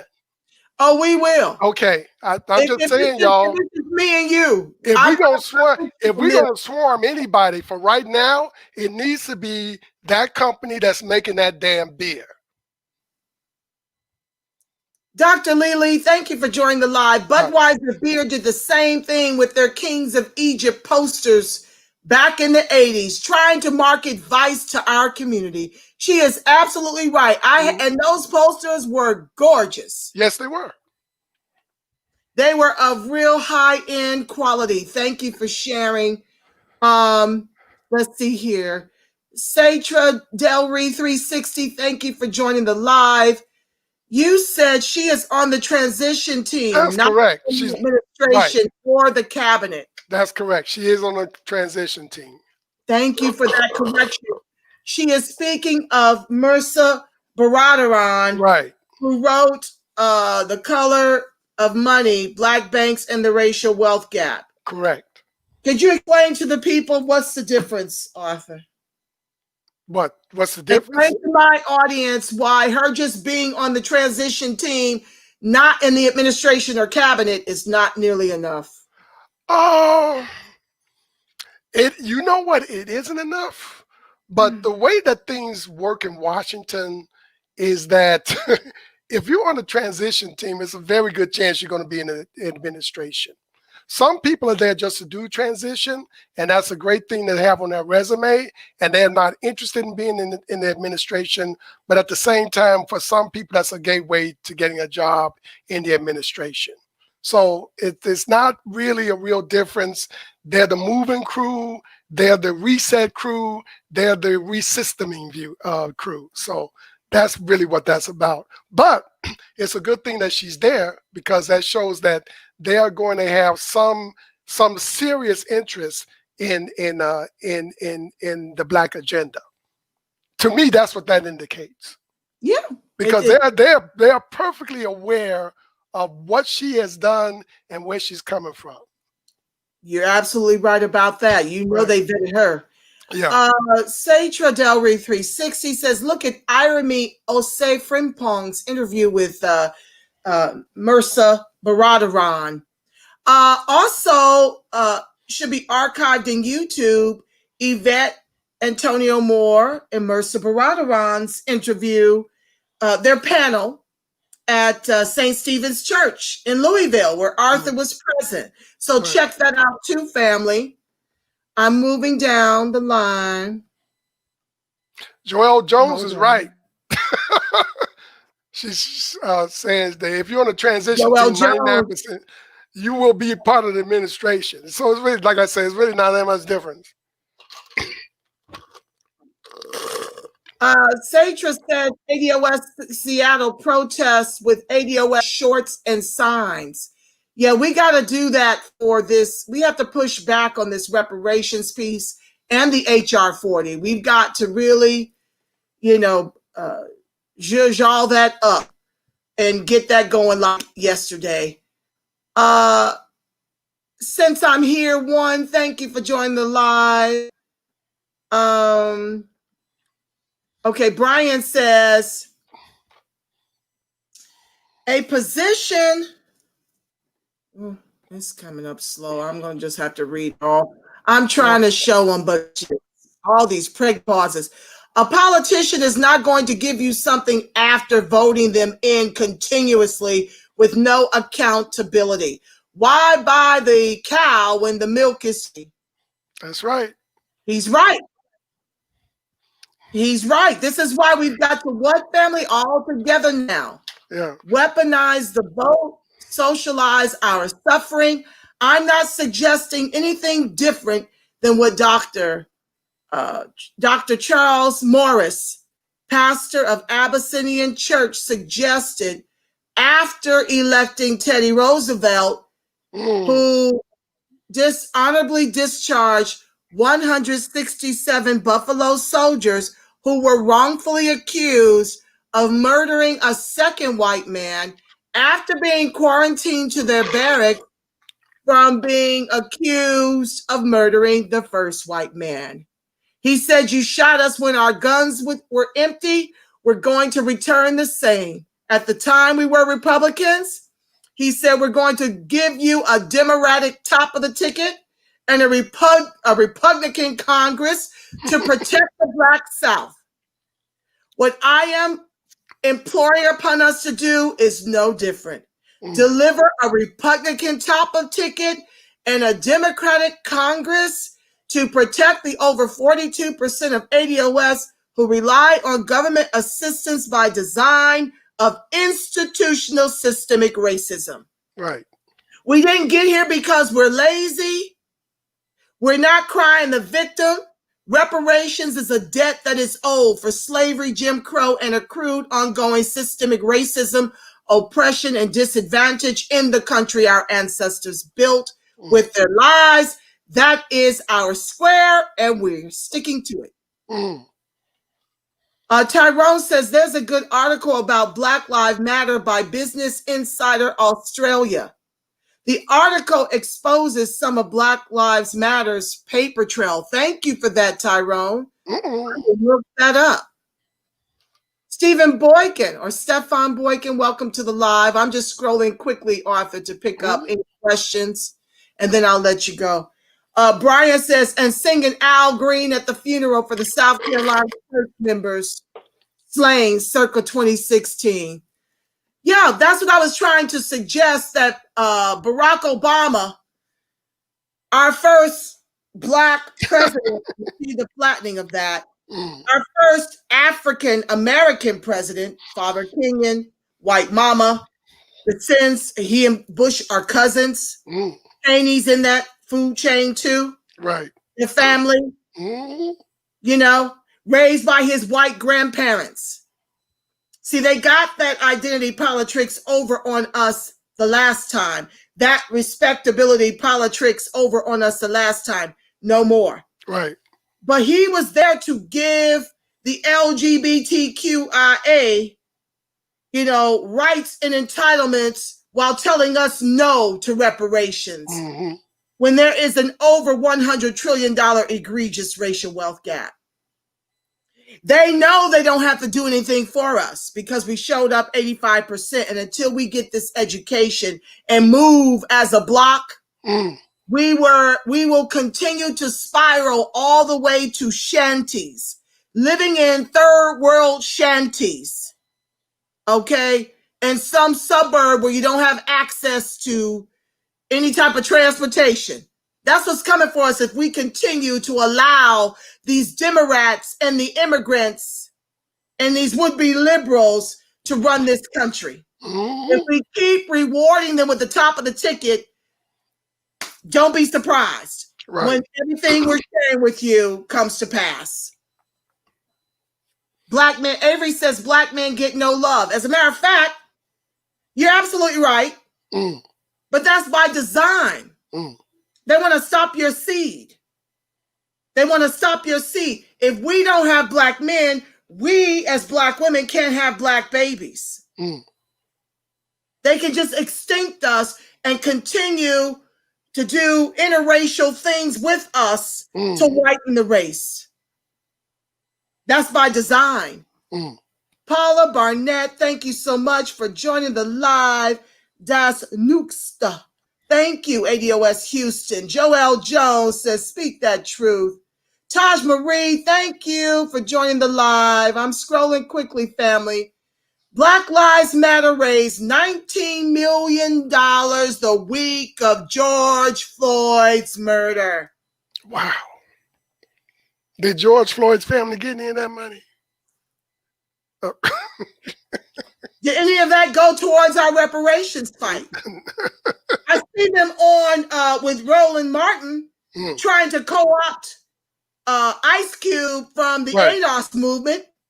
He let them know, I want the grassroots. I don't want to be where the white money's flowing. I need the grassroots. 19 million the week of George Floyd's murder. Can you imagine what those coffers are up to now? Right. All that white guilt pouring into BLM, who has said in their own mission statement on their website, look it up, they have put the needs of LGBTQIA above the very black lives they weaponized to amass 19 million in 1 week. Let that sink in. Well, Logic came up with a detailed explanation of a transition team. Huh? I said Logic came up with a detailed explanation of a transition team. Ooh. It's right there in the chat. He said, okay, go ahead, read it. He said a transition team for a new president must identify, recruit, and guide enough candidates through the hiring process to ensure an administration is prepared on inauguration day. Many potential staff members need to go through a stringent security clearance and ethics review, and the transition team also needs to prepare nominees for that process. Thank you. Very good. Okay, Sleepy CS, thank you for joining the live. He says white gays ignored Ed Buck. What's that mean? Joel, I don't know what that means. I don't know that. Sleepy CCS, you've got to unpack that, my love. I don't know what that means. Joel did a hashtag, get rid of Clyburn. He's got to go, and everybody of his ilk has got to go. They're getting in the way. Tyrone says Black Lives Matter fundraising money actually goes to the NPO 1000 currents, which then gives the money to Act Blue. So they are laundering money for the Democrats. Yes. Antonia Edwards, ADOS. New England is in the building. Thank you for joining the live. Logic says he's got us. He must be referring to me begging. Come on to my show. Lord, I'll get big brownie points if I bring them over on the show. I get huge ones when you come on the show. But those brothers bring the same kind of weight you do, Arthur Ward. What, me? Oh, no, baby. My brain is dry. They love what that's why I use your name in my attitude. If I put Be the Power, Cynthia, you, who else? They like Tansy too. But when I put y'all in there, they come on. They love our brothers. They love our Black strong comrades who are just some of the most brilliant minds I've ever met concerning ADOS life. And I'm here for it, baby. Paula Barnett, Be the Power. Y'all hating on our sister. Oh, wow. No, they're not. Paula, they love me and we love each other. It's just a mutual love affair between us. But I've gone to their show and I did ask at the last minute for them to do something for me. Arthur Ward is about the only one who will call me at midnight and come up on the show the next day. This brother, he called me last night about that reparations beer. I said, I need you on my show. Yeah. Okay, what time, boo-boos? What time? No, it's like, look, I had to call you about that one because last minute like that, Arthur. Yeah, I texted Brother Naheem and Josh L too about this bid because they need to do something about this. Everybody, we need to tear this place down. Yeah, we need to burn it to the ground. Yes. Avery said, have the sister on. Avery, if you look through the Be the Power archives, I got a lot of love from being on those brothers' show. I want them over here now. Get my numbers up. Get my little scrawny numbers up. No, my numbers aren't scrawny. I value each and every one of y'all. I take that back. I just don't have the numbers of Be the Power. They can get like 1,000. Y'all share so I can get 1,000. Okay. Okay. I remember, Joelle says, I remember her saying that, Arthur. I remember her saying that, Arthur. It is unbelievable that she would say that ish. Oh, Julian Malveaux. Right. Y'all be making me put this together. Could y'all just give some context? Just a little context, because my stuff is slow over here. I don't see all that in real time. Since I'm here, CARICOM updated their site to closer align with Ncobra and Naarc. Whoa, I got to take a look now. Wow, CARICOM has no business being there. That's some BS, says Tyrone. You're right. Shannon McFall, the Black Watch. Hey, thank you for the love on the Black Watch. This is another up and coming in the new black media, y'all. Wait a minute, what is it called again? The Black Watch. The Black Watch. Yes, there he is. He is another ADOS. Mike Michelson, I love you, Black and Strong. Thank you for joining the live. Vicky Lewis, what's up, fam? The gangs. Oh. See, I told you when I use your name, they come up here. Some are regulars. Let me know. The Black Watch, that sounds like a dangerous group of dudes. It's just one. It's just Paul and his hit. That's all that is. Like I said, if your ears bleed, he can drop some bombs on you. Okay. He did inspire my research on Black Lives Matter and the way I see it, and I thank him. Oh yeah, I borrow from many folks, but I do give credit. I'm not like one of them kinds. I'm gonna let folks know, look, I watched this person, I took some notes, this is the way I see it. It's always my lens, okay? And I try to drill down on the aspects of whatever somebody's talking points are. So I don't mind y'all biting off my stuff. I've seen some of my stuff too. I don't care. Let's spread love and teach the people. Stefan says, thanks for answering my first question. Is there any connection or parallels that the CBC have with corrupted sub-Saharan African leaders, if you have knowledge of any connection? No, not any overt connections. The only real connections that the CBC has with African leaders are postcard ones, okay? The real business of dealing with African leaders is mostly done by white people in this country, both in business and the government. But that's about it. The CBC they're mostly irresponsible check collectors. That's really what they are, and they just do what they're told by the minority leader in the Senate and Nancy Pelosi. That's about it. Thank you for that. Asking F79061318. What's up, fam? Thank you for joining the live from Periscope. Joelle says, if you're on the transition team, oh, you already read that. Yeah. Growing up in Arizona, they don't tell you they screwed the Buffalo Soldiers like that. Oh, yes, they did, darling. Teddy Roosevelt. Yes, he did. I mean, dishonorably discharged them. They could not get government jobs. He took away their pensions, and they could not re-enlist. That's all in my well, we're on the last president. This book is about to go bye-bye after I read this. I'm going to let you go before I start story time, Arthur. I just want to make sure we address everybody's questions and comments. We're close to the end. Okay.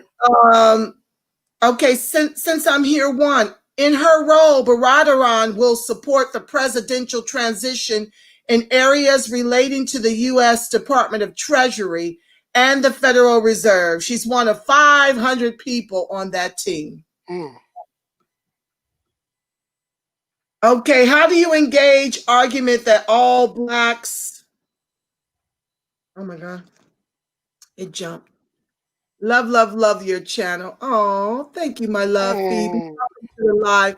I just love my ADOS family. They like to see me be hotter than fish grease. They here for my hotness. They here for it. I look for it. They come over here, entertain my nonsense. It's not nonsense, but I do get on one. Sometimes I cry. Arthur, they let me cry. They just love me through it because I think that this show is my therapy. I do feel like therapy. I get it off my chest and it keeps me healthy. Praise the Lord for that. Okay. No way. We love her. Oh, okay. Australia article. Okay. Logic says, no way. We love her and we will definitely come on. I'm ready anytime this week. I can't wait to do a show with you. Oh, see why I love y'all. Yeah. I love y'all black and strong. I know, but I can't be asking last minute. I'm going to be on my P's and Q's and I'm going to ask in advance. I just got a notion to bring y'all on one day. I wrote Naheem. He couldn't pull it together apparently. So I overstand. Y'all busy brothers. Let's see here. Sleepy's double CS says, you were talking about the BLM will only help white gays. So I brought up how white gays ignore black gays. Unless they're with them as a couple. Right.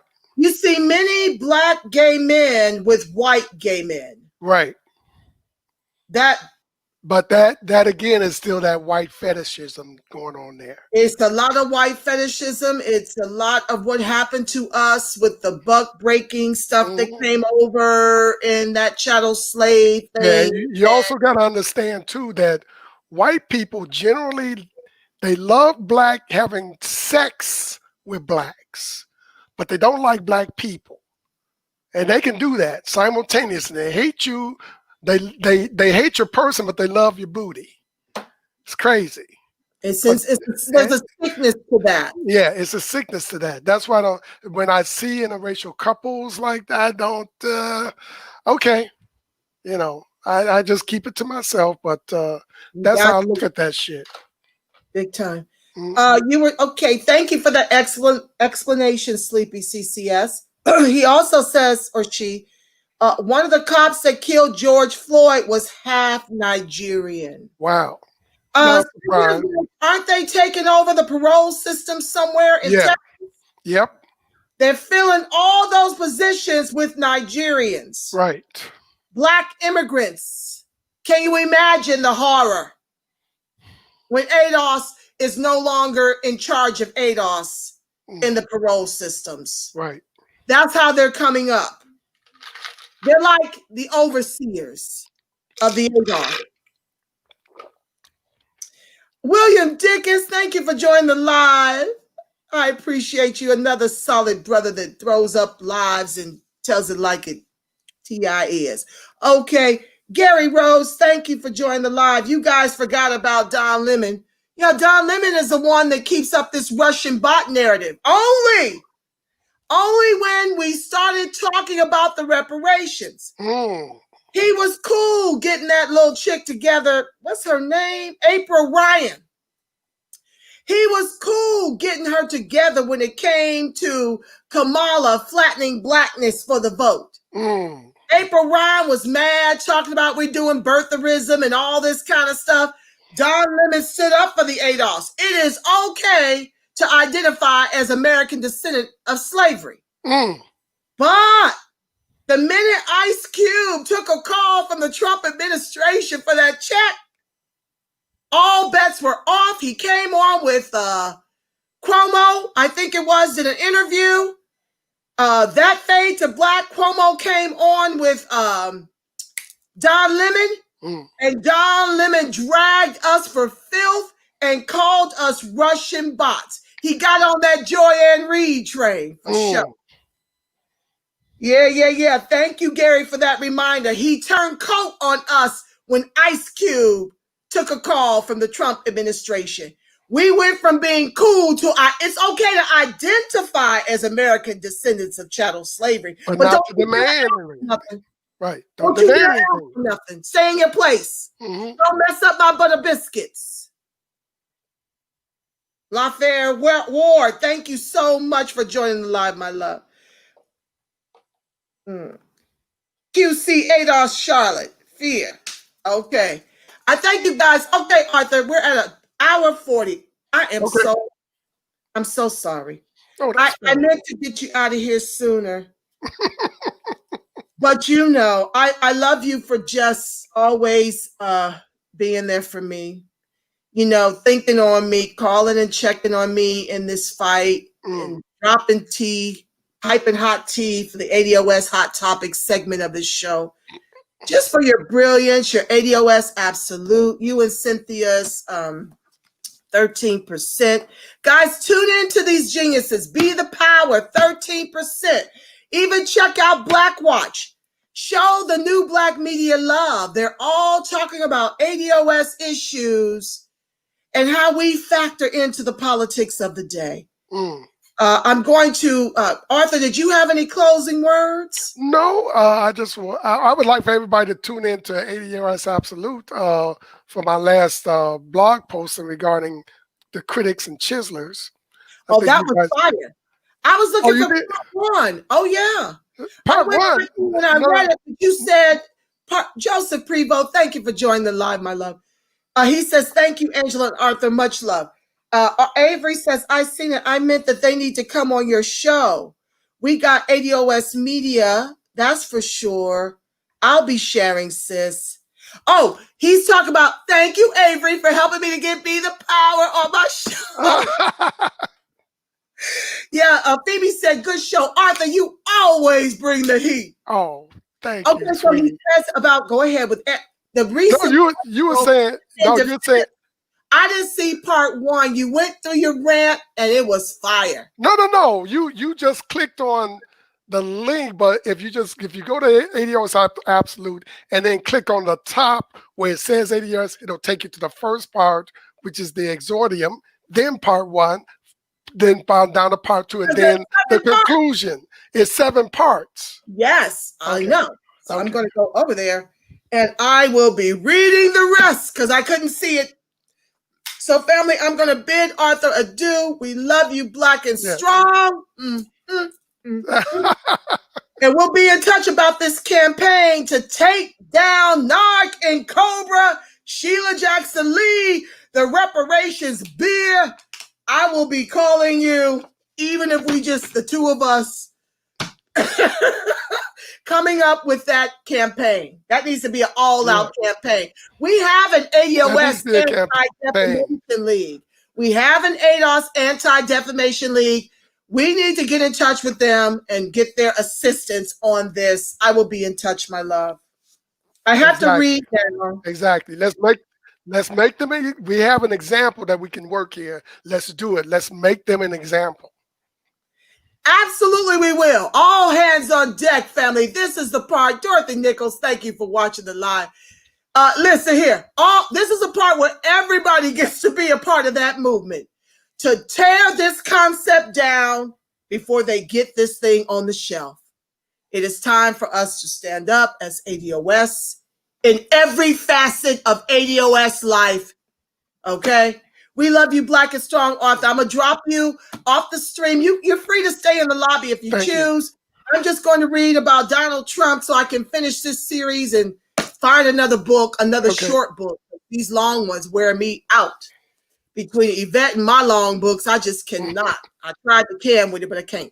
Okay, my love. Peace and blessings to you. I'll be in touch.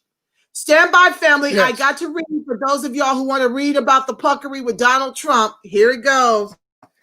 Let me jump right in. Where are my spectacles? Okay, family. I'm reading from Presidential. This is the last of the book. Margaret Kimberly has done a brilliant overview of every president since the inception of the country, George Washington, all the way through to Donald Trump.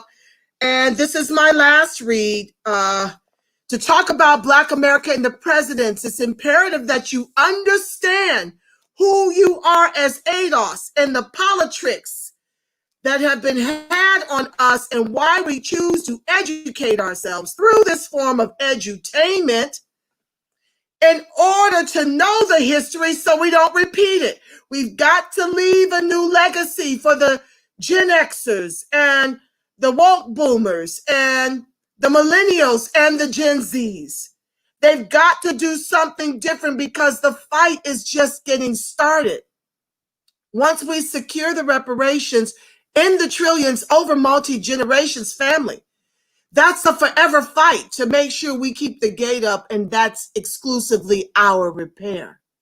So the fight is for the ethnicity, the new ethnicity as American descendants of chattel slavery, as well as the fight for reparations. We have to put a gate up. And we don't wait to put the gate up. We got to put the gate up now. And you have to understand that racism and institutional systemic racism specifically is bipartisan, family. We've got to wake up, wake up, wake up, and only put people in office that offer us reparations and a Black agenda in exchange for our vote, okay? So that's why I read to you. Great book, read it in 2 days. Thank you, P. Burley, for joining the live. Yeah, all hands on deck, let's burn it down. Thank you, Dorothy, for joining the live. Okay, Donald Trump, 2017, here we go. The last one, family. And as usual, I'll do my comments in between. I'll try to get you out in just a little over 2 hours. You know, I got to pray my prayer protection. The election of Donald Trump as president of the United States is arguably the most remarkable story in the history of presidential politics. A man with no prior public service experience, me speaking, which is why I wanted us to not unseat a racist in office for 4 years with racist, plural, in office for a combined 65 years when you look at the 47 years of Biden and I want to say close to 20 years or so of Kamala, maybe 15. That number may be off, but that's literally what our votes did. It unseated a racist in office with no prior experience, no prior record against the ADOS. We literally unseated this and allowed him to be the boogeyman and put our real oppressors at the head of the country when 85% of the electorate ran out to vote Biden and Kamala. Back to the text. A man with no prior public service experience who was heartily disliked by more than half of the electorate defeated the person groomed to be Obama's successor, Hillary Clinton. Hillary Clinton made good on her husband's promise of 2 for the price of 1 as she served in her husband's administration, became a 2-term senator from New York, and was appointed Secretary of State in Barack Obama's first term in office. And rumor has it that she's going to be the UN ambassador.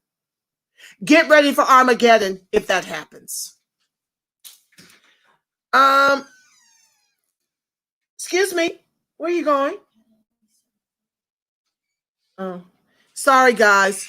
ADOS life. I'm not in the studio. That's my 16-year-old opening doors, leaving out.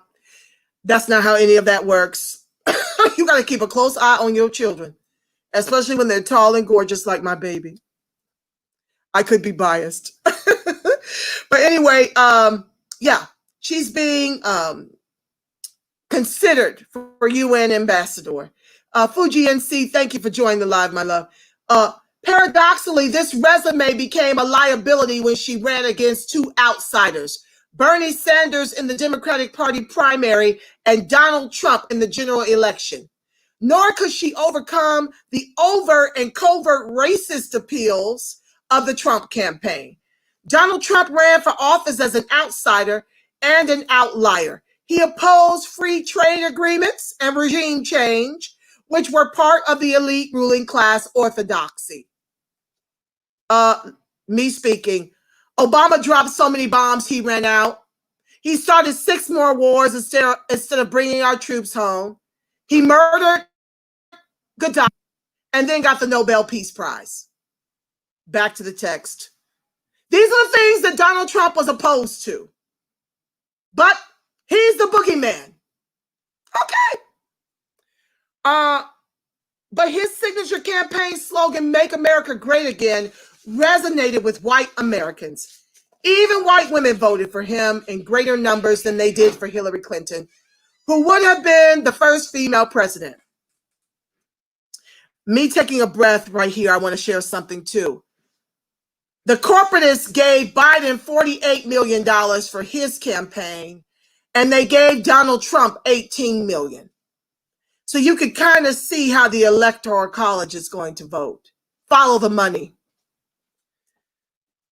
Even white women voted for him. Okay, jump down. Although Donald Trump had never held a government or elected office, he was a well-known public figure, a real estate developer who inherited his business from his father. He used his position in a constant effort to garner publicity for himself. There was good reason to doubt Trump's claims of business success. Despite inheriting an enormous amount of money and income-producing assets, his businesses had filed for bankruptcy on 6 occasions, and he was better known for refusing to pay vendors and even the attorneys who defended his theft of services. His father, Fred Trump, had made a fortune building moderate-income housing in Queens and Long Island and consistently discriminated against Black people seeking housing. In 2007, Trump Sr. was arrested at a KKK rally, presumably as a participant. Trump's earlier forays into public activity should have disqualified him from the presidency.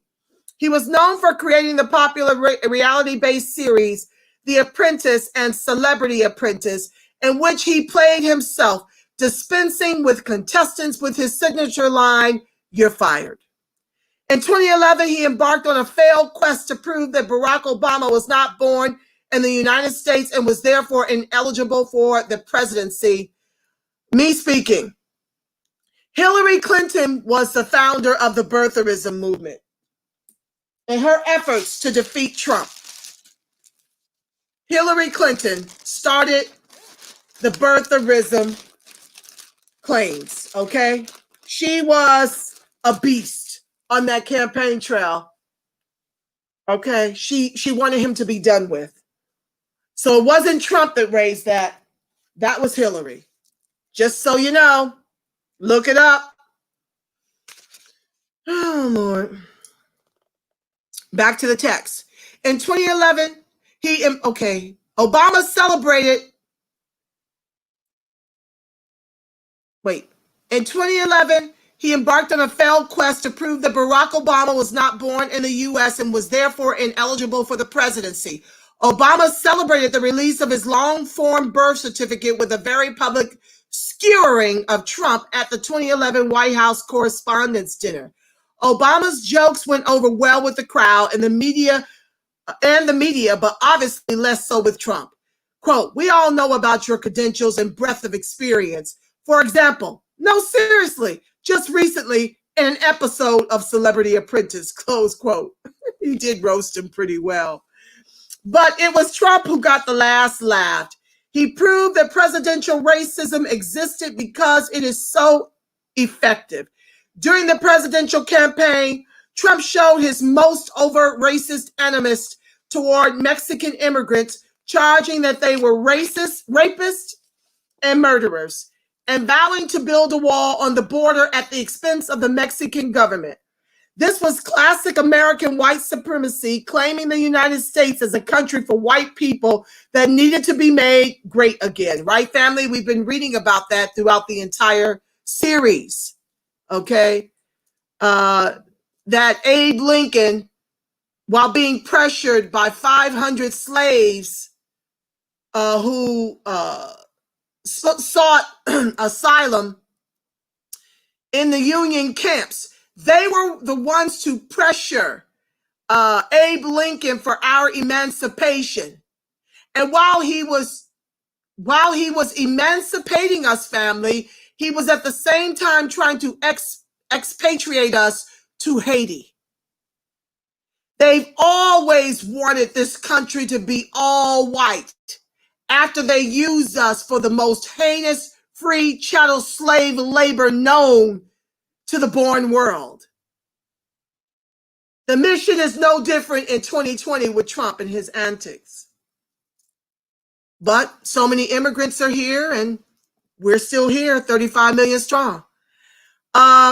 Despite the reservations of the Republican establishment, because you know Trump once was a Democrat, that goes to show you, who the Democrats truly are.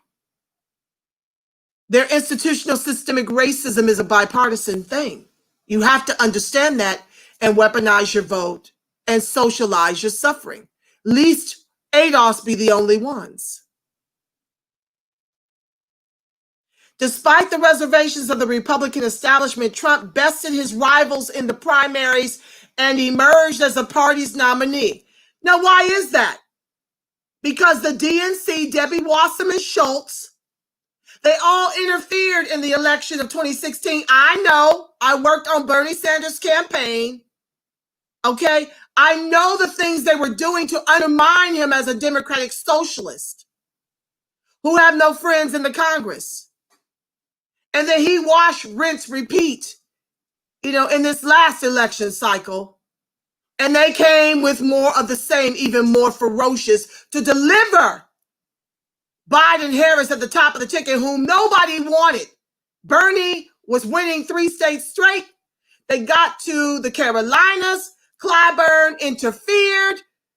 The boomers and Gen Xers and millennials voted for Biden. Obama picked up the phone, made a call to all the moderate Republicans running on the Democratic ticket. I said it. To fall back and to allow way for Biden to endorse him. Kamala got her ass handed to her on the debate stage by Tulsi Gabbard, who apparently has been watching ADOS in the new black media. All of our talking points were in that, roasting of Kamala in the debates. She literally had to drop out the race to be preserved because it doesn't matter who we choose. The corporatists had already decided. The little donor parties, all of them is Hillary's people. And don't be surprised if Biden steps down in 2 and Kamala becomes the president. The first East Indian of Brahmin caste will be running this country that our ancestors built with their lives. East Indian Brahmin caste is who raised her. Her Indian Jamaican father descends from slave owners by his own admission. In India, East Indian Brahmin caste is the top of that triangle. I've told y'all. They are white, not black. To be called black is an insult in India because you are a Dalit on the bottom of the triangle in India. Martin Luther King, Dr. Reverend Martin Luther King, went to India to prove, to see with his own eyes, the Dalits are the untouchables. And he came to this country and echoed that sentiment when he got here, that we too are the Dalits, the untouchables of the U.S. Okay? They're saying that they're having a problem. Okay, I'll just remove that one. Hold on. Family, I'm sorry. They're saying that they're having a problem, so I have to remove Angela Nirvana off of the Facebook. Delete on Facebook only. Let me remove that so I can get back to it. But like I was saying, oh my God. Okay. Let me close that out. Okay. So like I was saying, we are the Dalits. She is East Indian Brahmin caste. So you will have not your first black president. You'll have your first East Indian Brahmin caste president running the country. And that's what white folks on the Trump side are in a mad dash to stop. Okay. So that's how Trump won. That's how Trump won the first time, because of the DNC interfering. The superdelegates had already decided on Hillary. It didn't matter what the electorate, how the constituents were voting. They were determined to give it to her. And that's why she lost. Plus, she didn't go to the Rust Belt to campaign. She thought that, the black vote was in the bag. Anyway, And Bernie Sanders, like I said, foolishly thinks he can start a revolution within a non-revolutionary party and got his ass handed to him a second time. He energized new voters just as Obama had, and while he lost the popular vote, he won an electoral college victory, easily defeating Clinton with a number of states in his win column. The Democratic electoral debacle had been building for some time. I believe that that is still happening. I believe that there is election fraud. When I see the practices of the DNC, the Democratic Party, during our own primaries, I believe they are weaponizing COVID-19 to steal this election. Yes, I do. I don't put anything past them after what I bore witness to while working on Bernie's campaign. Okay. Obama won the presidency and Democrats controlled the House and the Senate in 2009 and 2010, but their record for victories declined after that. Yeah. See, while folks want to sit up here and say that, oh, the Republicans tied his hand, think about it, family. How many executive orders did Donald Trump come in there and sign as compared to Barack Obama, who has, in video, look it up on YouTube, admitted to being a moderate Republican? So we had control, a trifecta the first 2 years. And folks are sitting up here acting like, well, y'all didn't come to the polls to sustain that, so let's blame the Republicans for everything. No. They wanted a Republican, they wanted the Republicans to control it so that they could have someone to blame. It's the same thing with Biden. Right now, there's a fight for the last 2 Senate seats out of Georgia. He don't mind if it stay Republican because he is Republican. He's Strom Thurmond's boy. Okay? So now he's got the perfect excuse why they can't give you reparations. If we get a Republican Senate and Biden-Harris top of the ticket, prepare for another 4 years of hell on ADOS and nothing done for you. Just prepare for it. We have to see what happens on December the 14th. I think that's when they're going to vote. The Electoral College is going to vote. Okay, so jumping down. In preceding years, Republicans have been gaining increasing control of governorships and legislative positions and aggressively using their power to gerrymander, redrawing legislative districts to their advantage, and created congressional and state legislative districts that became safe seats for the Republicans. Me speaking. How about the Supreme Court? Didn't Barack Obama have the same capacity to fill up the Supreme Court with more liberal judges? How is it that Trump has got this capacity to place these judges in every level? And the Democrats don't give any pushback on even his most recent nominee to the Supreme Court. Is her name Amy Barrett, I think? Did you hear any real pushback from the Democrats for that? No. They don't mind that the Republicans are running the show. Institutional systemic racism is a bipartisan issue. The Republicans regained control of Congress while Obama was still in office, and the presidency itself was the last domino to fall, officially making Obama's legacy an empty one. Trump had a long history of making anti-Black statements throughout his career. His references to the Blacks and use of the long anachronistic term inner city were classically racist. He paid for full-page newspaper advertisements in '89, calling for the death penalty for Black and Latino teenagers falsely accused in a headline-grabbing Central Park rape case. Wasn't that a democratically run city at the time? And yet these young men had to spend all that time in jail. The greatest trick the devil ever played was to make you think he did not exist. And that's what they did to get 85% of our electorate to turn up to the polls. They made Trump the boogeyman. Yes, in '89, New York City was democratically ran.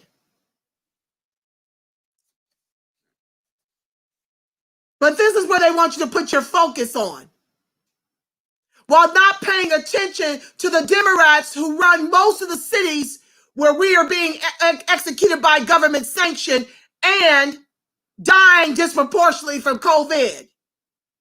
They got you focused on the wrong thing. Trump is actually the lesser of two evils. He did not start more wars. He's talking about bringing the boys home and the men and women home.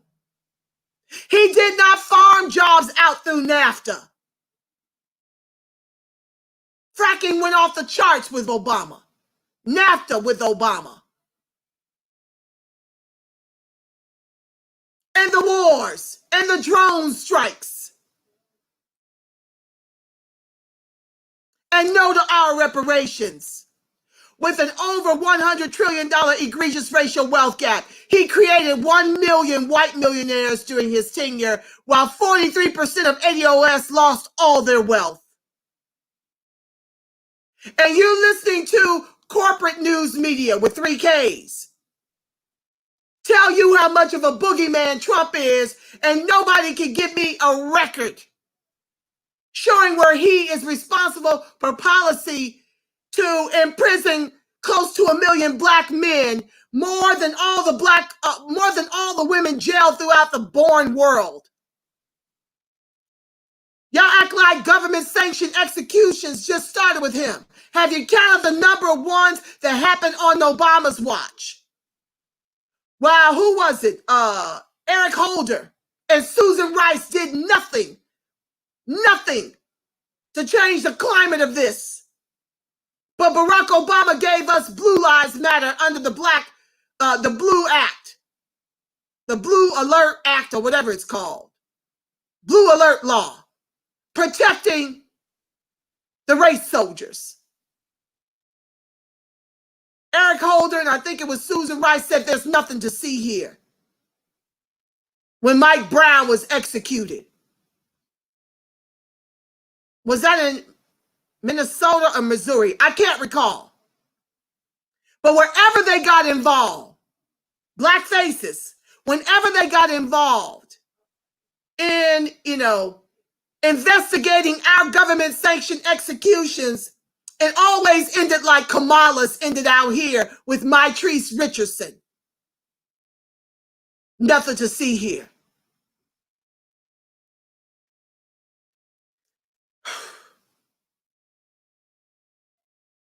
The teens were eventually exonerated after many years in jail, but Trump never retracted his stance, nor was it forgotten. But Trump wasn't responsible for putting them in prison. You ever heard the saying, sticks and stones may break my bones, but words will never hurt me? That's all anybody can ever show me that Trump has done. But didn't Biden tell you you weren't black if you voted for Trump? Wasn't Biden's son Hunter a pedophile? All his stuff exposed on the computers, the laptops, a crackhead, a cocaine addict, while Biden took the laws and made crack a harsher penalty for usage and sales than the powder?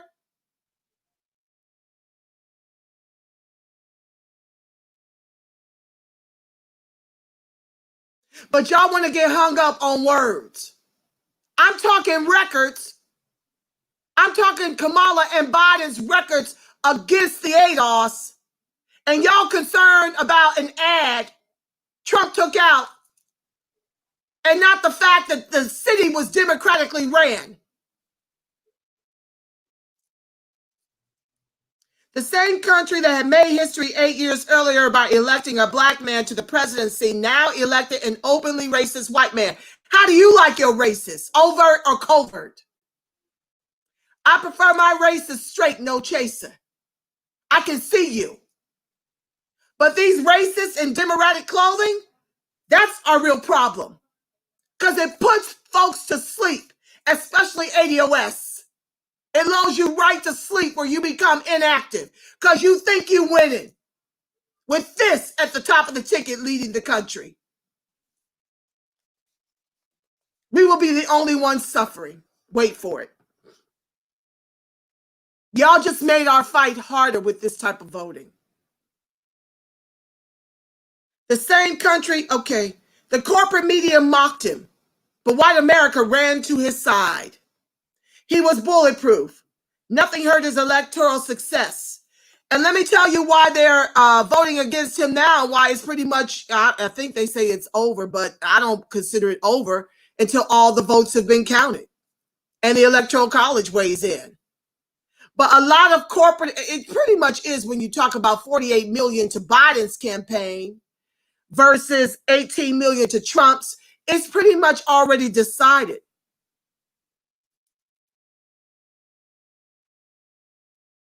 So what they love about Biden-Harris is that it soothes their racist guilt. I never dreamed that they would allow an East Indian Brahmin woman to be within a stone's throw of the presidency, okay, over a white woman. That's not the pecking order. All right? But she sues them with her white Jewish banker of a husband and her white children, clearly from his prior marriage. She didn't give birth to them kids. When you put these, you know, brown white oppressors in charge, it soothes white folks because they can hide. They like that covert racist. They don't like that Trump was so belligerent and overt. No, that's too much. And that's why he didn't get all that white support.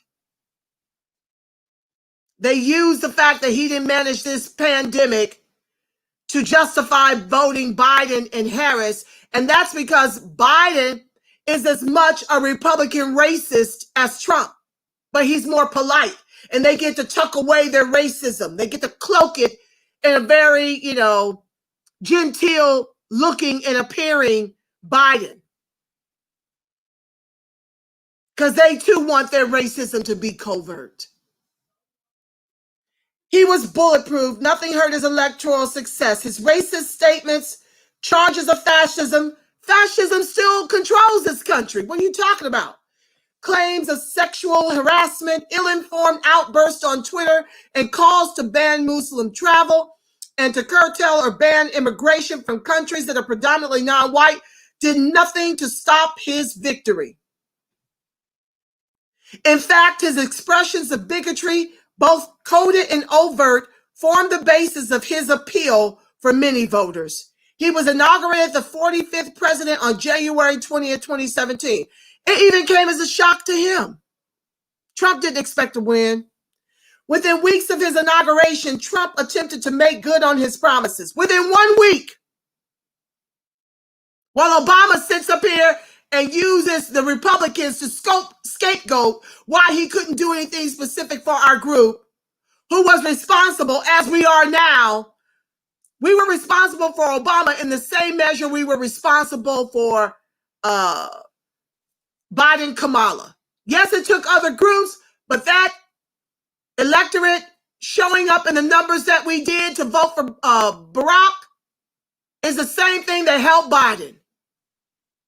While folks say that we don't swing elections, it won't be for much longer because the Hispanics really turned up and out. While folks sit up here comfortably telling me that they don't vote in the same proportions as we do. What makes you think that they won't?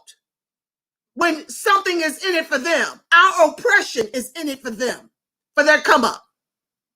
They popping babies like popcorn while we've got the abortion clinics in our communities. 20 million black babies have been aborted since 73. And that calculation was from some years ago. I can't even find the current number of how many black babies have been aborted. Okay? since that number. While Biden sits up here and talks about, he gets into a pissing match with Trump over more race soldiers. They get into a pissing match over law and order in an era of George Floyd 846, and Biden's promised about 30 million or more to the race soldiers. Not education, not dismantle the preschool to prison pipeline, not, stop redlining us into environmentally racist communities and tenement housing, not giving us American jobs that pay American wages, not reparations to close a $100 trillion egregious racial wealth gap, not health care to help us with our COVID crisis, not home ownership so we'll have a little bit of inheritable wealth to give to our children. That's if we don't reverse the mortgage because they, take away Medicare and Social Security, not business ownership in our communities, not stopping the gentrification of our communities, not stopping the government sanctioned executions, not shutting down the preschool to prison pipeline, but abortions. $30 million more to the race soldiers. More law and order in our communities. Moving on.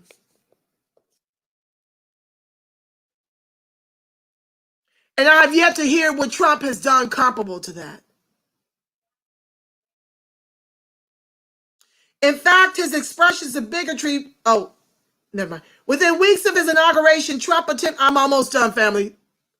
Within weeks of his inauguration, Trump attempted to make good on his promises. With professional white supremacist Steve Bannon as his chief strategist, he declared his intention to build the wall on Mexico's border. He signed an executive order banning entry to the U.S. by citizens of 7 mostly Muslim nations: Syria, Iran, Iraq, Libya, Sudan, Somalia, and Yemen. Well, if you were caught up in dropping drones and incessant war, wouldn't you? That's what this country has been on. But opinion polls showed that more Americans approved than disapproved of his presidency, even if a majority did not like him. And once again, Trump's invincibility was evident. A federal judge declared the entry ban illegal. But the dire consequences of a Trump presidency were already becoming evident, and the Supreme Court would ultimately endorse his authority to implement a reworded travel ban that was not justified by any evidence of legitimate policy objectives. How about you're a sitting duck because of what you're doing over there? Trump is simply the latest person to seize on white angst in order to win a presidential election. The combination of his open racism and the Democratic Party's failure to produce the hope and change that the Obama campaign said were coming put him in the White House, not the ADOS. The reaction to his election split the country, with more than half of voters disliking Trump and predicting everything from a new Hitlerism to World War II. 3. In fact, Trump did what his predecessors did, building upon the actions of the prior administration. The 7 nations chosen for the travel ban were subjected to actual military attack or brutal economic and diplomatic sanctions during the Obama years. That's the same thing with folks crying crocodile tears because the children separated from their parents at the border when Obama built the cages and deported twice as many Hispanics and immigrants as did Trump.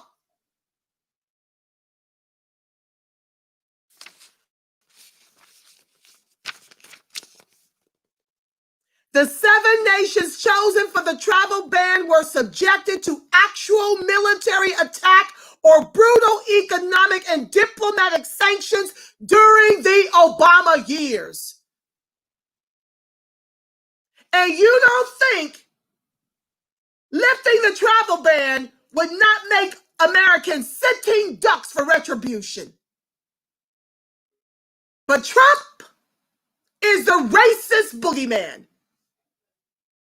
And Biden Harris, who come out of the tradition of Obama, are 2.0 and the lesser of two evil per 85% of the ADOS electorate.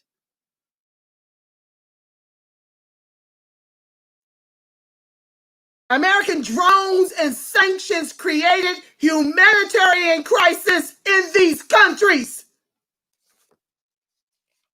Trump did what Obama may have wanted, but dared not to do. Why does he have to do it when he can just drop drones? He can just drop so many bombs he runs out. He can just murder Gaddafi.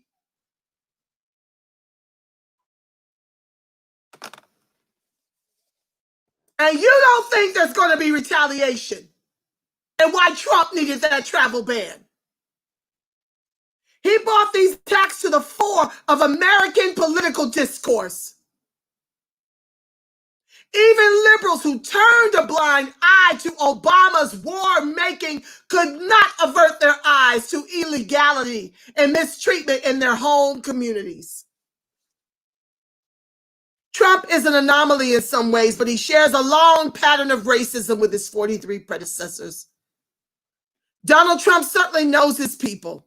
He understands white voters better than the Republican Party establishment did, but he doesn't understand much else. And his presidency is in serious danger as a result of his public fights with anyone who doesn't support him without question. And we're going to get worse than Trump after these 4 years.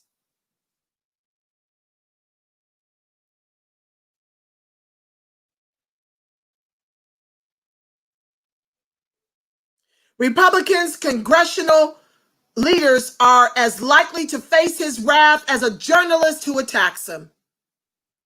The Republican, this is why I wanted a Trump top in the Democratic Congress.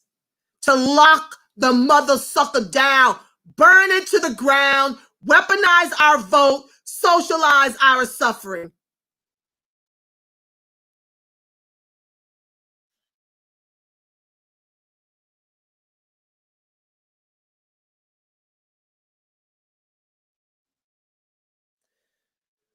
The Republican establishment, I'm almost done.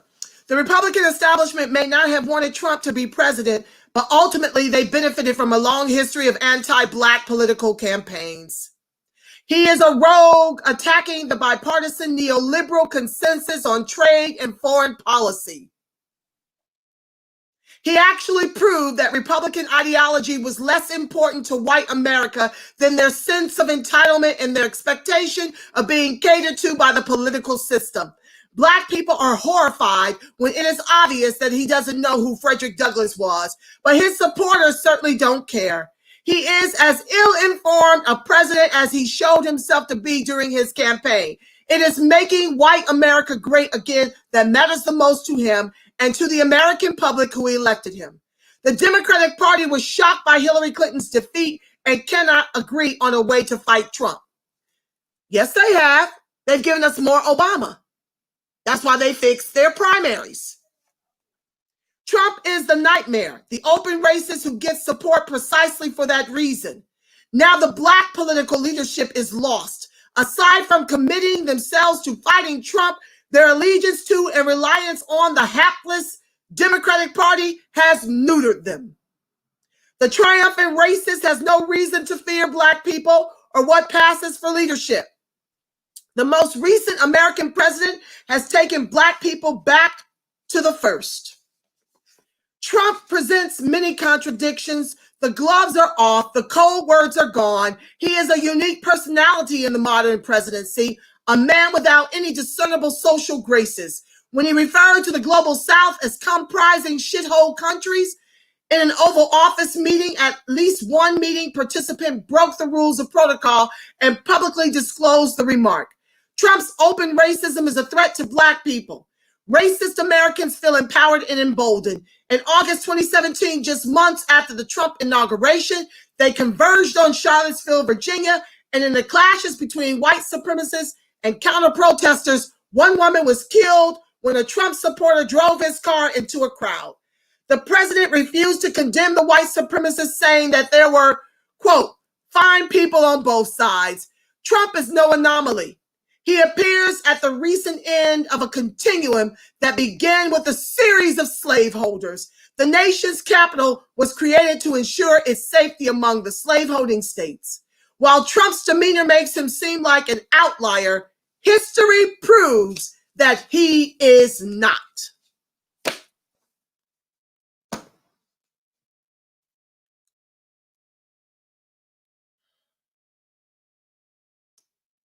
The end of prejudicial, but sadly not the end of institutional systemic racism that tethers the ADOS to the bottom, which places us in the fight of our lives to prevent from becoming the permanent underclass.